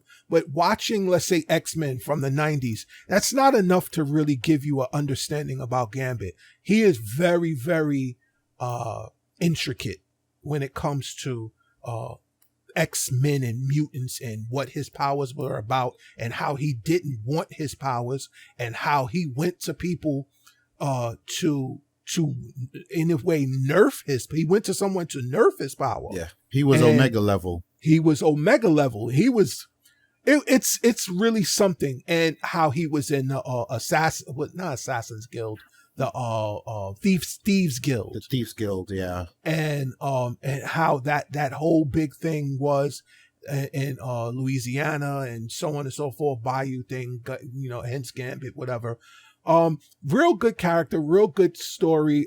Guys, check it out if you haven't already. Ramon. I liked it. I think they captured the essence of what a Gambit would be like in his. So if you look at things like Wolverine and Logan, right? That's what makes the Wolverine series of movies the better, or arguably the best of what Fox has done with that licensing. Because they were able to slow it down and create those origin stories, and really just every time you see Wolverine, it ain't Wolverine fucking scrapping with Hulk and being Professor X's henchman and shit like that. Like, they did a good job fleshing out his story and like the day-to-day of who Logan is, not just Wolverine. Because Wolverine is when he's in the X Mansion. Right. Logan is where the meat and potatoes are of that character. Right. And I feel like I got heavy vibes, the Bayou accent, the storyline around how he was pretty much playing a high stakes poker game, and all of the scumbags at the table and the crime syndicates that were involved. They did a good job with that. And I really do like the storyboarding, what happened there. I like the feel and the vibe of the character. If I had to nitpick, I would say I didn't like how they portrayed Rogue. Because Rogue is just a fucking powerful character. OP powerful in many cases. She might have been, other than Jean Grey, she might have been one of the more powerful X-Men's throughout the entire history of X-Men. And I didn't like how they. No. Say against them? She's not considered Omega? No. Nah, but she'll fuck some shit up. Right. Yeah. I didn't like how they portrayed Rogue, but that's fine. I like he tastefully, or albeit it was kind of muted, the powers he had. Mm-hmm. But I like how and that was pretty much. I'm going to say that comes down to a CG type of thing. Right. Because Gambit's a motherfucker that'll charge up a garbage can and throw it at you. You know what I mean? Mm-hmm. It wasn't only cards. Like when he starts scrapping tables, chairs, couches, you know what I mean? He can charge anything. Mm-hmm. Everything is covered at your head. But I like how they showed the agility of the character. Right. I love how he honed in on the stick how he used that fucking stick to open a can of whoop ass or everything. Yeah. It was nicely done. It did ignite some excitement for me around the character. Like, oh, okay, let's see what Marvel can do with this. Right. Because I think Gambit is ultimately a more flashy character in terms of something like Black Panther. Right. And I see how they did Black Panther, and I was like, yo, I want that same energy for Gambit, but more flashy. Because Gambit is, I would say Gambit is if I had to define how I would want Marvel to handle it, I want them to come close to Deadpool, but without the fucking over the top shit. Right. And I'd say the dark. obnoxiousness. Yeah, definitely a darker Dark. version of Deadpool. But you see how Deadpool's action scenes were? I need to see that out of Gambit. Yeah. He's that type of super fast, super nimble, super witty type of character. Right. But with some culture to him, because you're talking Louisiana bread, right? Right. So it's got a lot of that. Hey, sugar, hey, share, That shetty, right? So it was dope. It was well fucking done. It was well done. Snow, did you see it? Yeah, I saw it. I thought it was dope. I felt like 20 minutes that we got from this fan film was better than whatever Fox was doing for 20 years with Rogue and Gambit. You know what I'm saying? Like and sometimes that's what it does. Like I could see a project like this probably is over a million views by now. A good thing about a fan film, right? Because in every asset, every place, the people who are on these teams of these brands or these properties are always researching to find out, okay, what are people saying about our product? What are people saying about our brand? What are people saying this? What are people creating with our stuff that we can leverage and see that the interest is good? And I don't think that if you don't have the right people in there, that the right product is made. I guess I don't want to name any particular companies, but being that we're talking about Gambit, I feel like people who were holding on to the Gambit license wasn't really understanding or doing the user voice homework to see like, yo, people really want a Gambit movie, or people really want more Gambit in the movies that we're creating. And something like this, when it came out in June, right? Yeah. Over 1 million. I don't know what the number is, but I know it's over 1 million views. 1.5 million. And I don't know how many comments it has, but there's no way that you look at this and be like, you know what? Maybe we need to really consider what's going on with Gambit in our films, whether it's a standalone thing, whether it's a duo, or whether it's adding him more into the X-Men. If for me, if I'm nitpicking, I will say I did think it was a little weird how with the Rogue situation, I was like, all right, but I understand I understand what I'm watching, right? Right. And I also, again, if nitpicking, the really nitpick is, and this is a stretch, this is the only thing that slowed down the action for me, was an actual slow-mo scene where I was like, yeah, this doesn't really fit here. Like if you had a longer movie and it was them coming through doing some 1-2 thing and they had to get through a bunch of henchmen, then it'd be here. But at this point, how you built up to this slow motion effect of them just walking through doing what they doing, it didn't really fit there for as long as they did it. That's a very small nitpick, and again, it may work for so many other people, and it just took me out of it. Does it take away from the movie? Absolutely not. It's just something that pulled me out of the experience for a little bit.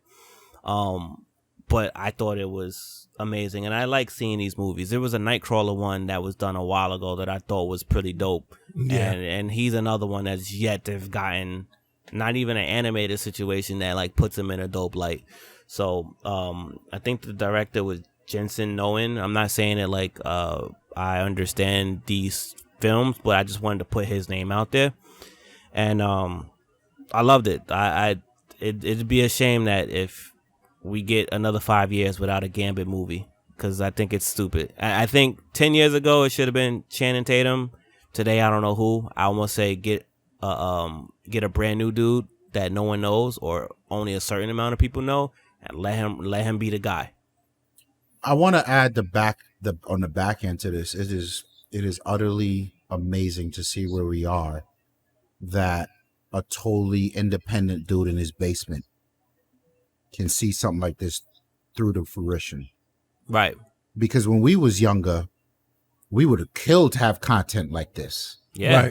Right. And we did, I mean? and we did have content that was sort of like this, but not with this type of touch. This is, I could argue that I mean, it ain't Hollywood level production, but a motherfucker's damn close. I mean, and I'm looking at this and I'm like, I could probably tell you what cameras they use that we can go buy off the shelf. Right. I can tell you what software they use to edit that I have already. Yeah. You know what I mean? And I can tell you the skills they use, storyboarding, setting up the scenes, the actions, all that stuff is shit that you can learn on YouTube. Like, it's dope to just, and it's one of those things like, yo, you motherfucking Marvel, Sony, Fox, whoever, you motherfuckers own this property and you ain't doing it right. Here's the fan version of that. Yeah. Same thing with the Mortal Kombat situation a couple years back. Yeah. Son, like, that shit is fucking dope to see how far just technology has come, and the available of knowledge to do these things is just readily available. And like, for that's people super to see dope. Your project, and for people to see the your project and appreciate it. Yeah, you know, I've said for quite a while. I mean, we mentioned the black thing earlier, right? So I want to connect it back to that. Son, you want to see the black superheroes? We can do it. We can do it. This 20-minute movie, you can do it. You could do a 20-minute movie. And it ain't even got to be with a whole bunch of wild powers. You could just make it believable. That's the power of editing. That's the power of working on a small scale, on a small budget. You got to get creative. Almost everything I've ever done with any type of creativity where I forced to do the limits of what I had access to, son, you find a way. You know what I mean? You just find a way. Like, we don't have to, like, even if you just wanted to make a pseudo universe where you just pull all the black, you know what I mean? Just remove the color line for a second. You want to pull all your favorite characters from whatever universe, whatever brand, whatever, and you put them in one thing and you write that storyline, you make it happen. You just make it happen. And that's what I love, that where we at today. You know what I'm saying? Like, it could be done. We have the technology for all of it. We know that we now know, like, hey, you can make a rookie would have made this and probably would have put it at, like, I don't know, 60 frames per second. And then someone would be like, nah, fam, yo, just render that out, put it at 24p. Mm-hmm. Yeah. Changes the whole thing. You know what I'm saying? It changes everything. And I love that we're there. You remember the Canon Ryu one from like 10 years back? Yeah. Yes. Look how far we've come. Yeah. That one was dope, but there's some fan made shit. If I showed my wife this, she'll be like, "Oh shit, when's this movie coming out?" You know what I mean? Like, it's teetering that line. So right. This and I guess to I don't know, wrap this one portion up. This movie, great. The Kenobi movie, where this is just him in the desert, that was awesome. Yeah. And I'm just going to just to mention a few. The Boba Fett. It was just like a clip, where it was less of a movie, more of a clip of him getting out of the Sarlacc. Awesome. Mm-hmm. The one that sold it for me was how they reimagined the fight between Darth Vader and Ben Kenobi at the end of Star Wars. Mm-hmm. What a climax! Bruh, you didn't see it? No. Holy! I remember we was watching one at your crib where it was two old Jedi. Yeah, a Jedi Master and a Sith Lord, and it was just like, fam, this is better lightsaber play than we've seen in Star Wars in the last 20 years. And it was a fan movie. And that was a lot of my complaint about the new Star Wars movie. Son, I'm here for the lightsaber work. Yeah. Where is it? Right. Where the fuck is it? Did y'all see the Power Ranger fan movie one? It came across my feed. I didn't watch it though. Yeah, that's another decent cinematography and everything. Are we well. caping? Should we be caping for Power Rangers? I'm not caping for Power Rangers. That's not me. The fake ass Voltron. Here we go. Fake ass Voltron. Here we go. Oh man. Okay. But no, definitely these guys that do this stuff, like the reimagined Darth Vader. Oh God, I just sent it to you guys, so check that out when you can. Oh God, that shit is dope.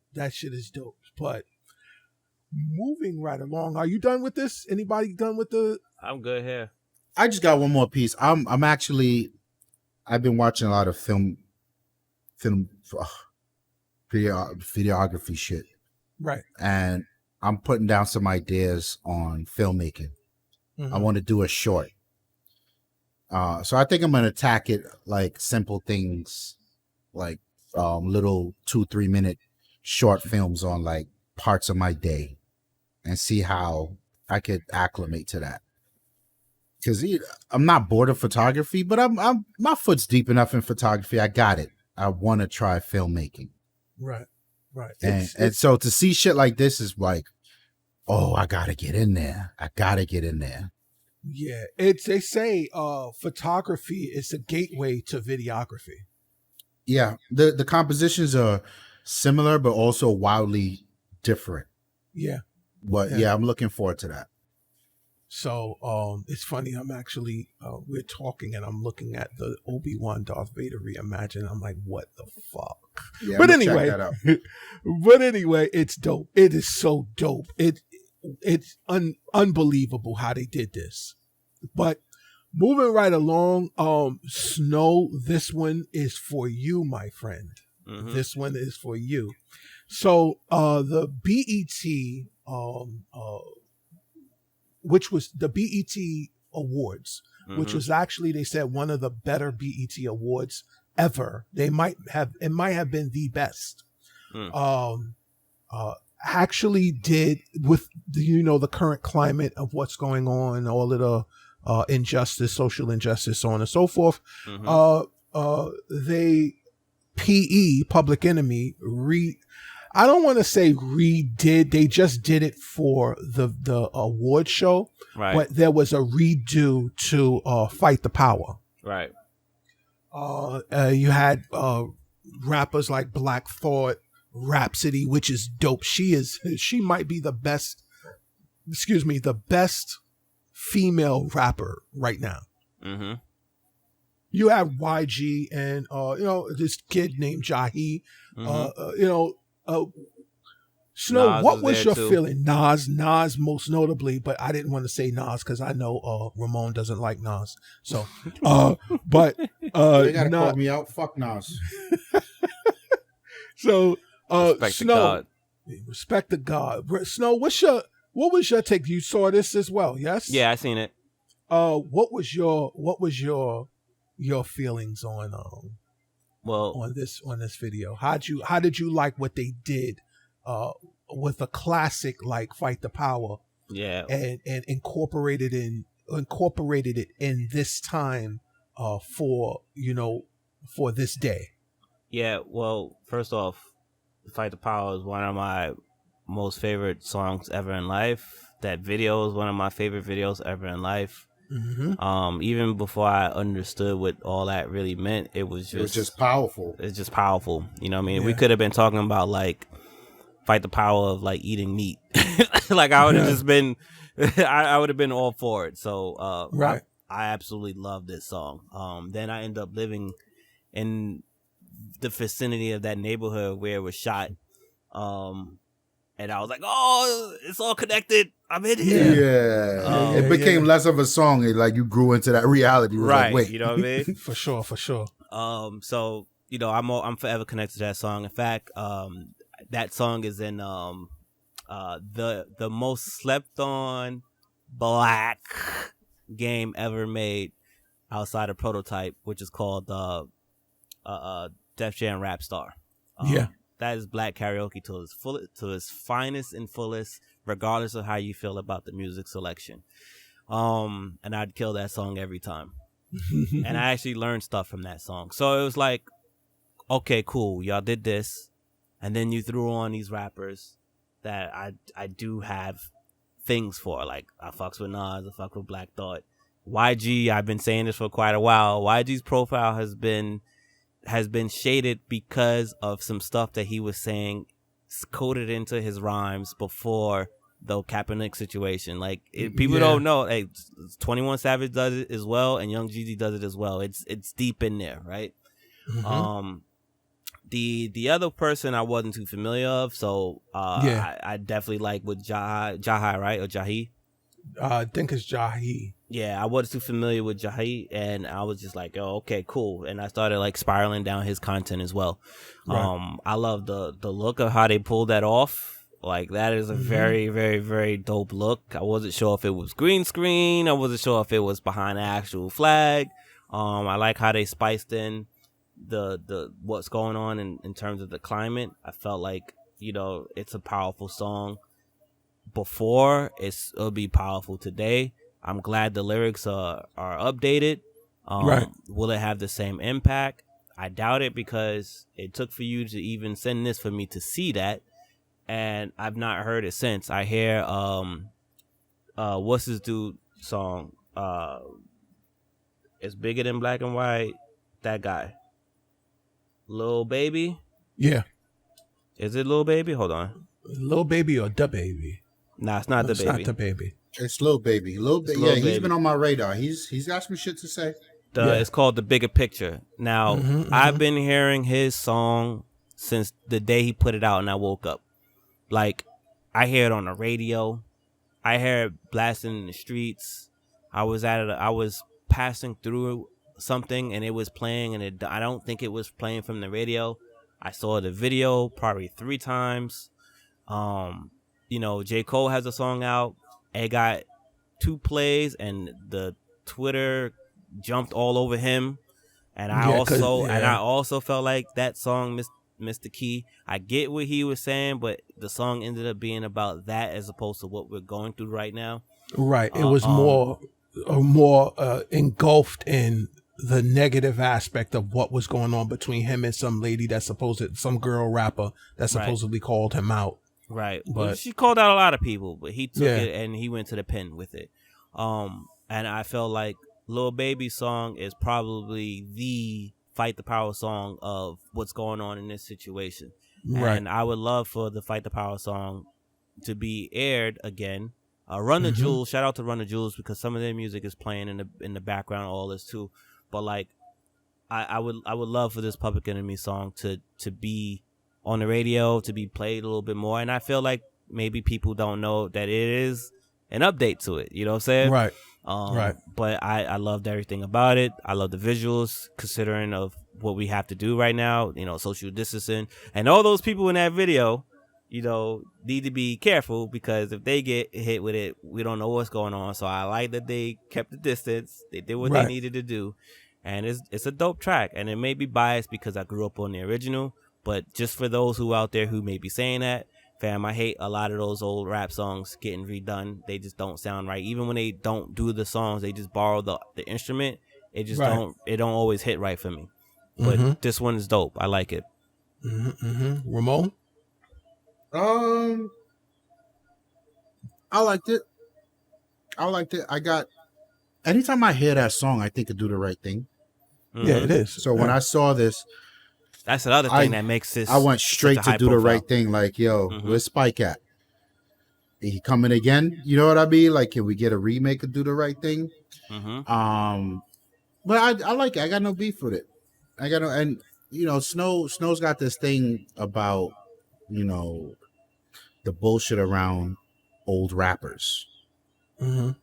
Like, rappers don't get old. They never stop with bars. You see Method Man out here still slapping hard. Still slapping. You motherfuckers just don't want to hear what they have to say. Right. So I'm interested to see if this snowballs into the type of like, yo, where you at?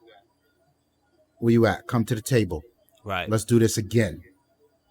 Let's get this airplay again. Certain timeless things. You know what I mean? Like even you saw the Fresh Prince shit. They reimagined the Fresh Prince of Bel, like shit like that. And it's also on the flip side of that, it's fucking annoying because like, yo, can we come up with something new? Because we see this shit in the remaster of the remaster culture and gaming, and like, man, fuck you.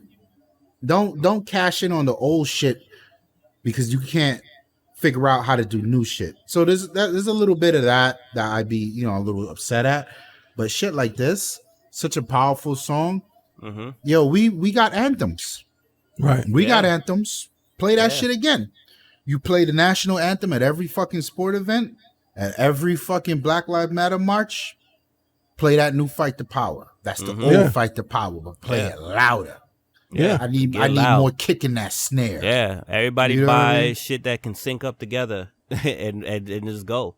Yeah. You know, and there was some bars put in here, you know what I'm saying? Like since Central Park was once a thriving black town, that's talking about the Seneca Village situation. I just been recently telling people about that, and I ran into that documentary on that like last year. Yeah, and Nas put it in rhyme. It's like, thank you, Nas. Now it's the Upper East, Upper West Side. Like, fuck you, we own that first. Right, you know what I'm saying? The Black Thought has some bars in there too. You know, something about like not like in Fred Hampton, but you fuck with the Black Panther. It's like, you know what I'm saying? Like, it's a whole bunch of things in there. Rhapsody was just line at the line at the line. They even talked about the dead bodies, you know, hanging and saying it's suicide. Like, that was one of my things was like, it's for the time what's going on right now, and then still bringing up some other stuff that people just don't know. I didn't mean to jump in like that, RZA, but like that. Nah, that makes sense. I love it. You treat the message like the way reggae treats rhythms. Right. Keep the message alive, and as the time shift, somebody else that's relevant that identifies with that message can jump in and keep it rolling. And Nas even threw in the you know, what was it, Toussaint and Descedes? Like, he threw that in there. You know what I mean? Because a lot of people, you think it's known information, but it's really not. And, you know, I remember an interview with, I remember Method Man. I got so upset with Method Man for something that he said. I love Method Man. And you know what? I didn't get upset at Method Man. I got upset what his education situation was for that time of their generation. The stuff that he learned from PE through song, he should have learned in class. Right. You know what I mean? But here's the happy part. We have a forum that we can get that information out there. So let's do it. Yeah. Yep. So I'm with it. Yeah. For me, it was dope. I always love to see old music brought back to the forefront, especially a song that was as powerful as Fight the Power for me. And I like to hear other people's take on, like when I say take, I would like to hear their verses, the Nas verse, the YG verse, the Rhapsody verse. I like to hear those on, like, it's like what they would have done on the original, but it's not the original. This is a new rendition. And I've always been a fan of that. That's like being a DJ. And a lot of people don't know. A lot of people that may be listening don't really know that I would, not to toot my own horn, but I was up there with some of what people listen to now. I don't want to call it I don't want to not call it DJing, but I come from grassroots DJing. You know what I'm saying? I come from 2 turntables, a mixer, and heavy crates and work.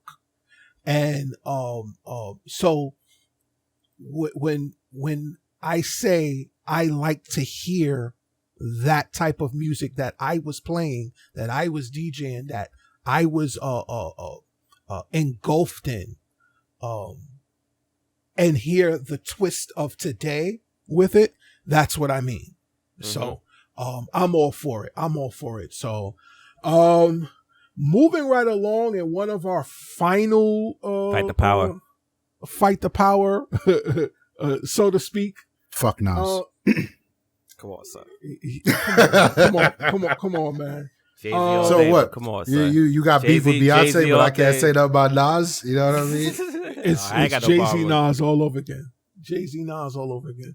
On to some, and it's funny, we were talking about how film and photography sometimes go hand in hand and can differ vastly, but it's all photography and the type of tools we use. What's going on with Olympus, Pop? You know who I'm talking to, man. You right there, man. Nah, it's sad. Oh, Olympus. So Olympus is not dead. Let's curb that narrative. Yeah, that's for sure. But I just don't want to see the name go away, though. Yeah, Olympus sold their camera division to a company called JIP. I get Japanese Investment Partners is what it stands for. And if you're a technologist, this name sounds very familiar to you because Sony sold Vaio to JIP. Mm-hmm. And Vaio was Sony's line of laptops and computers. For those who don't know, Vaio was probably what Surface became later in terms of quality, looking like that. Microsoft had to fill that hole because Vaio, and I've said it for a long time, and I've been saying this about Sony. Sony's always hitting. And Sony chose the Apple route, very much what we were talking about earlier. They didn't give a fuck about the bargain bin computer. They didn't care about the person going into Best Buy. Yeah, I got $600 to spend for a laptop. No. Mm-hmm. Sony cared about the best possible tech you can cram into a laptop at the time. That's what Vaio was. Mm-hmm. And Tawann, you know this well because you bought a Vaio. You bought a touchscreen with the keyboard all on there. That form factor was very ahead of its time. Yeah. And it wasn't profitable for Sony anymore. And there's an argument that can be made there, but Sony just had financial issues. Right. They had to find a way to trim the fat to continue to exist pretty much. So they sold it to this brand JIP. And here they are again. They bought Olympus off of Olympus. So they're not dead. The brand just is being owned by someone else right now. There's a lot of questions around it because Olympus as a brand and why I quite like their product, their quality is quite high. Yes. Olympus makes microscopes and a lot of image and technology for the health industry. Mm-hmm. So they know what the fuck they're doing. That's why Olympus lenses are bar none some of the best lenses in the market or on the market. Mm-hmm. So I don't know how this is going to work. Is the quality going to take a hit now that JIP owns the brand? But there's a bit of that Toys R Us thing with Olympus where people don't understand. Toys R Us didn't go out of business because of Amazon and blah, blah, blah. I mean, they was getting hit in the head. But Toys R Us just had straight up financial problems. The company wasn't being ran responsibly. Right. That's how they ended up there. So there's some of that's going on at Olympus. And as someone who's invested heavily in the Olympus ecosystem, I can tell you they have a ton of upsides to them. But the downsides is they seem to have lacked direction. They seem to have lacked sheer money to continue the R&D trend. They didn't have the budget to spend that Sony had per se, or Canada, Nikon. But make no mistake, Olympus is a big ass fucking company. Yeah, super. What's going to be interesting to see here is what happens next, because if we go back to that Sony Vaio thing, if you go today and type in Vaio on Amazon, you're gonna see something to be worried about because it's no longer high-end luxury premium products associated to that Vaio brand. It's very much budget shit. Mm-hmm. And I'm kind of like, ugh. Is that what's going to happen? The first vial since the sell-off was on that, but it got no traction. It was already in the pipeline. Hype. Yeah, it got no hype, no nothing behind it, and then it's just been gone, if you ask me. So Olympus, there's I don't want to speculate. There's a ton of speculation on what's going to happen, what it's going to look like. But what I would like to iterate is how this is going to impact the industry, because there are very real holes that's going to be left, gaping holes that's going to be there in the photography world. JIP doesn't keep the DNA alive and you know, just sort of refine the direction and push. Olympus, the lens quality at the price point, untouchable. Olympus glass, and I'm not talking their pro level glass, the regular ass consumer lenses that you can buy for $500-600 can rival Sony's Vaio and Sony's Zeiss and G Master line at literally a third the cost. Right. And then also Olympus exists in the very small footprint world. You know, the quality you get of their cameras at a third of the physical footprint, the weight of the camera itself, the weight and size of the lenses is untouchable. You know, what's that going to do for us? And then Olympus, out of all the camera brands, they're the ones who really been pushing more into the computational photography world. And what I mean, for those of you listening, you don't know what computational photography is. You take simple things that we take for granted on our cell phones today, like HDR. You know, HDR means the camera, the phone takes multiple exposures. So when you hit that button to take an image, the camera actually takes 5, 6, 7, 10, 12 images at once. One's dark, one's a little less dark, one's a little less dark, one's the perfect exposure, one's lighter, one's brighter, and then the other's brighter than that. And they combine it all together to give you this perfectly even exposure of an image. And you see that in like the night mode. That's what night mode is all about. You can't do these things easily on your camera. You've got to take these shots yourself and then go in Photoshop, Lightroom, whatever you use, and stitch them together. It's a much more manual process. Olympus has a ton of shit like that they've been doing for a while.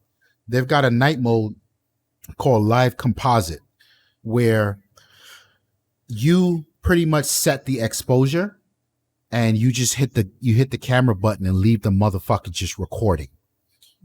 So you can leave the camera recording for an hour if you want. And what this does is it only captures new light that comes into the scene. So if you picture you're taking a photo of the cityscape of Manhattan, it's a particularly difficult shot to get because the lights in the buildings is actual light, and it's intensified. So the longer you have the shutter speed or the shutter open to capture light, the more intense and bright that light becomes. So if you have an exposure where it's running for, I don't know, 5 minutes, that exposure is likely going to be trash because the lights in the building are going to vastly be overexposed versus just the lights on the dock or the lights of the stars or whatever. Olympus Live Composite mode is so smart. It says, oh, here's that light. We already captured it. We're good. But then here comes a boat coming through and it captures that light. Here comes a missile coming down. It captures that light. So all the light in the shot is well exposed. And like, think of it like fireworks. People use Live Composite to do fireworks and lightning. And that's the thing of lightning. Any shot you've seen of lightning is by sheer luck. You've got to know the exact time and moment to hit that shutter to get that shot, but not when you use Live Composite. If you know there's a lightning storm going on, Set that shit up, hit that button, and just come back 20 minutes later, fam. You'll get the perfect lightning shot. Not only will you get the first strike, you'll get all the strikes. So little things like that, Olympus is great at doing, and a lot of the other camera manufacturers have not been doing, and it would suck to see that just go away. You guys hear me talk a lot about that telephoto lens that my wife bought me for Christmas. That lens is the size of a normal ass lens for every other camera manufacturer. So when you look at a telephoto lens for Canon, Nikon, Sony, it's these big ass fucking 3-foot long lenses that you can't even hold up. You need to put them on a monopod to hold the weight of the lens, 10, 12 pound lenses. You know what I mean? That's not Olympus. So when you think about traveling, you can't bring your telephoto lens, but with Olympus you can. Mm-hmm. You know what I mean? When you think about going off a trek or a hike into the woods or the mountains, who the fuck's walking around with a 12-pound lens? You get what I mean? So there's very real holes that are going to be left if JIP doesn't manage this brand correctly. And it just sucks to see it. And just like Snow said, Olympus they've been hitting since this fucking, I think it's the 60s. Yeah. If my history is right there, son, they've been a staple in the camera community for quite some time. Oh, yeah. They're not the biggest, but it hurts. And anyone in the photography world will tell you when you see shit like this, you're like, it would be the equivalent to Nikon, who's also in trouble. In trouble. Right? It would be equivalent to Nikon coming out and be like, yo, fam, we're out of here. And you would think to yourself, somebody like Sony, because Sony has done this. The way Sony got a foothold in imaging, they purchased Minolta, who was hitting heavy back in the days. And that's what they use. So Sony is a great example of how to acquire the company and further the conversation, further the product. They've done a great job at that. And we're looking at Olympus, they're up for sale. It's kind of like, damn, fam, I wish Sony would have bought them. I wish Nikon would have bought them. Canon would have bought them. You know what I mean? And it's just a lot of economics in the background that's at play that stops them from buying Olympus, because them themselves are not doing well. And even Sony, there's very real concern that Sony won't be around much longer.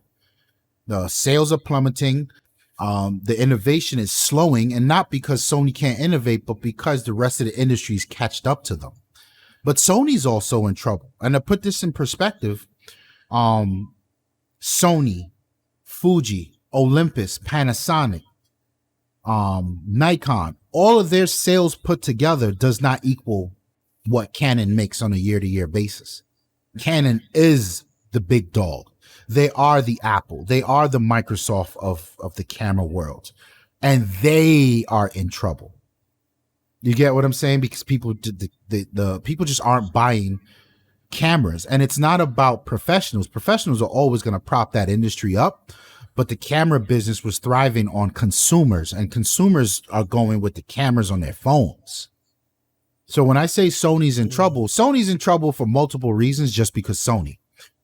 And the PlayStation brand is fucking probably the only thing that's propping Sony up right now. And they may have to face this world where they got to get rid of that camera shit to focus more on the gaming and really drive that home, which is why I'm never really upset that Sony handed Microsoft their ass in the gaming world, as much as a fanboy I am, because I know I don't want to be in the gaming space where Sony doesn't exist. And whatever it takes for Sony to protect that is what I need. And I think Sony may have to make that decision.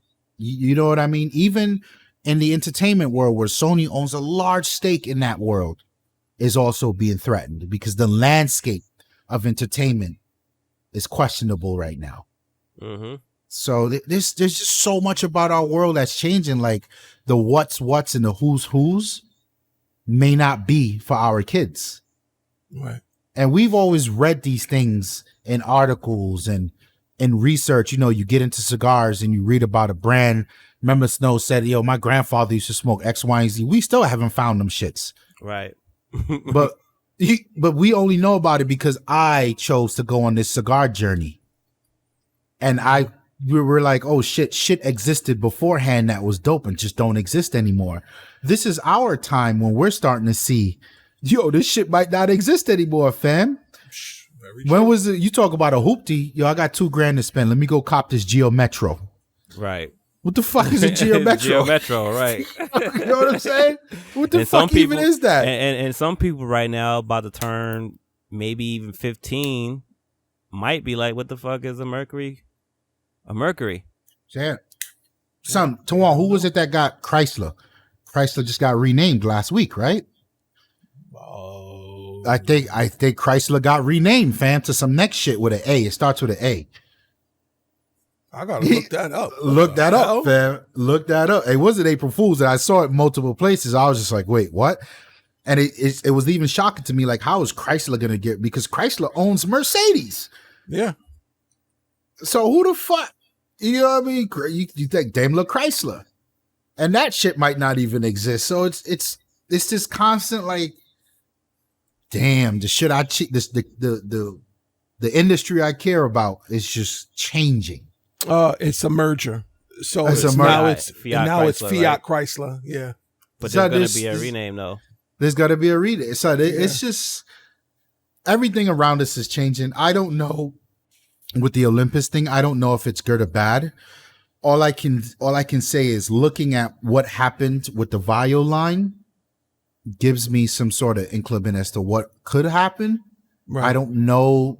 I don't know if it would play out the same way, but we just gotta wait it out. But that whole thing about Olympus is dead, I don't think it's as absolute as that yet. What I do say, it's scary though. It is scary. I just got my hands on the EM5 Mark II. Mm-hmm. It's about a 5-year-old camera, but it's the midline. So my Olympus was the entry level, and y'all see the work I put in with that. Now I've got one of their big boys. It's the mid step, the EM5. Mm-hmm. And it's an amazing camera. If this shit turns out the way people are saying it is, I'm gonna go get me the EM1. That's their top of the line pro grade shit. Mm-hmm. And if nothing at all, at least it lets me buy some amazing shit on the cheap. Right. So that's where that is. Or then you end up having a Minolta situation. Yeah. Right. Well, I don't have anything to input. I think Ramon said it best. Snow, do you have anything to? I chimed in what I chimed in. Yeah, for sure. So just to because you brought on it. So Stellantis is the new name of Chrysler. I thought it was an A. Stellantis sounds about right. And it's the corporate. It will be the corporate brand. Name. So you know how they're going, like LVMH. So right. Stellantis will be the brand name. However, the logos of the groups and constituent brands, like Alfa Romeo, so they're all under. These are all the companies under this brand: Alfa Romeo, Chrysler, Dodge, Fiat, Jeep, Maserati, Ram, Peugeot, Opel, and DS. Those and their logos will remain unchanged, but that's what it's becoming. And so Chrysler changes? No, it doesn't. Oh, okay. The name Chrysler something. Okay. My apologies on that misdirection there. No. It's in hindsight. It's what these businesses. First of all, this pandemic has created a huge issue for businesses. And not to go into it because we're pretty much wrapping up. It's just, this is the world and the life we have to deal with, where business, the business structure or the structure of how businesses are ran is changing now. Yeah. And it's more, a big business brand is more inclined to maximize what they can, like these businesses, these Alfa Romeo, Chrysler, Dodge, everything. You get in these one brand businesses merging with another brand business that owns all of these subsidiaries. Yeah, because you can leverage you can leverage that one main supply chain. Right. And cost and all that crazy shit around it. Ironically, Mercedes is not here for obvious reasons, because it's a premium brand. Right. So you gotta leave Mercedes. You got Mercedes, Maybach. You gotta leave those out of there, but they still they're part of that bottom line. That's a fact. That's a fact. So with Ramon, you would probably know some of these names, but like, you know Manfrotto. I know you know Manfrotto because you're looking for a tripod. I need a new tripod, goddamn. Right. So it's like a lot of times people will look at that name and be like, okay, it's Manfrotto. But what you probably don't know is that Jobby is under that. Low Pro is under that. Gitzo's under that. Lassolite is under that. Random as hell, National Geographic is under that. That's random. Light Panels is under that. What's it? Sackler is under that, which is another tripod company. Anton Bauer is under that, which is about power, mobile power. Small HD is under that. Now is if you get into your cinematographer stuff. All that's under a company called Vitek Imaging. You know what I'm saying? Like, who knows? Who would know? Everybody's owned by somebody. Right. You know what I mean? And by the way, that's how we do things over here. Yeah. If you guys are a fan of LD, this brand, we got a ton of shit under here. Yeah. We got a ton of shit under here, and it all benefits from these resources. We actually own Ramon Trotman Photography. Motherfuckers, he don't own it. We own it. Real talk. Everything comes full circle. My last point on this is we spoke at length about this topic in our Corona episode. When we go back in history and read about economics and business and how things change, it's always like a war. It's always been a war that completely changed things. You see stories on people think Leica is some fucking foo bougie camera company, but you don't know the DNA of Leica, like, or Hasselblad. Hasselblad, they've been banging, but the motherfucker Leica is German brand, and I'm not buying no German shit, but he was never with the shits. And when Hitler came knocking at the door, like, I need these factories because I need you to make shit for the war, they didn't have a choice. And they was doing it, but he was also smuggling Jews out of Nazi Germany. Yeah. So motherfuckers did what they can do. And then as, the war changed and Leica kind of changed, and it's his family that picked up the mantle and restored it to what it is now today. You see these shifts in things that we know. And I would have never in a million years thought that it would have been a pandemic that completely shifts our economy and how things are done. It sounds fucked up, but I'm thankful that it's a pandemic and not a war. Right. Because we didn't know what it would look like before. Right. We knew that a change would come because, as history has proven, there's always a shakeup. There's always a pivoting point. And this is in our time. This is the first time we're adults and we understand the landscape around us and we see these changes and how it's affecting it. And it's just our time as a generation to be like, oh yeah, shit different, shit change.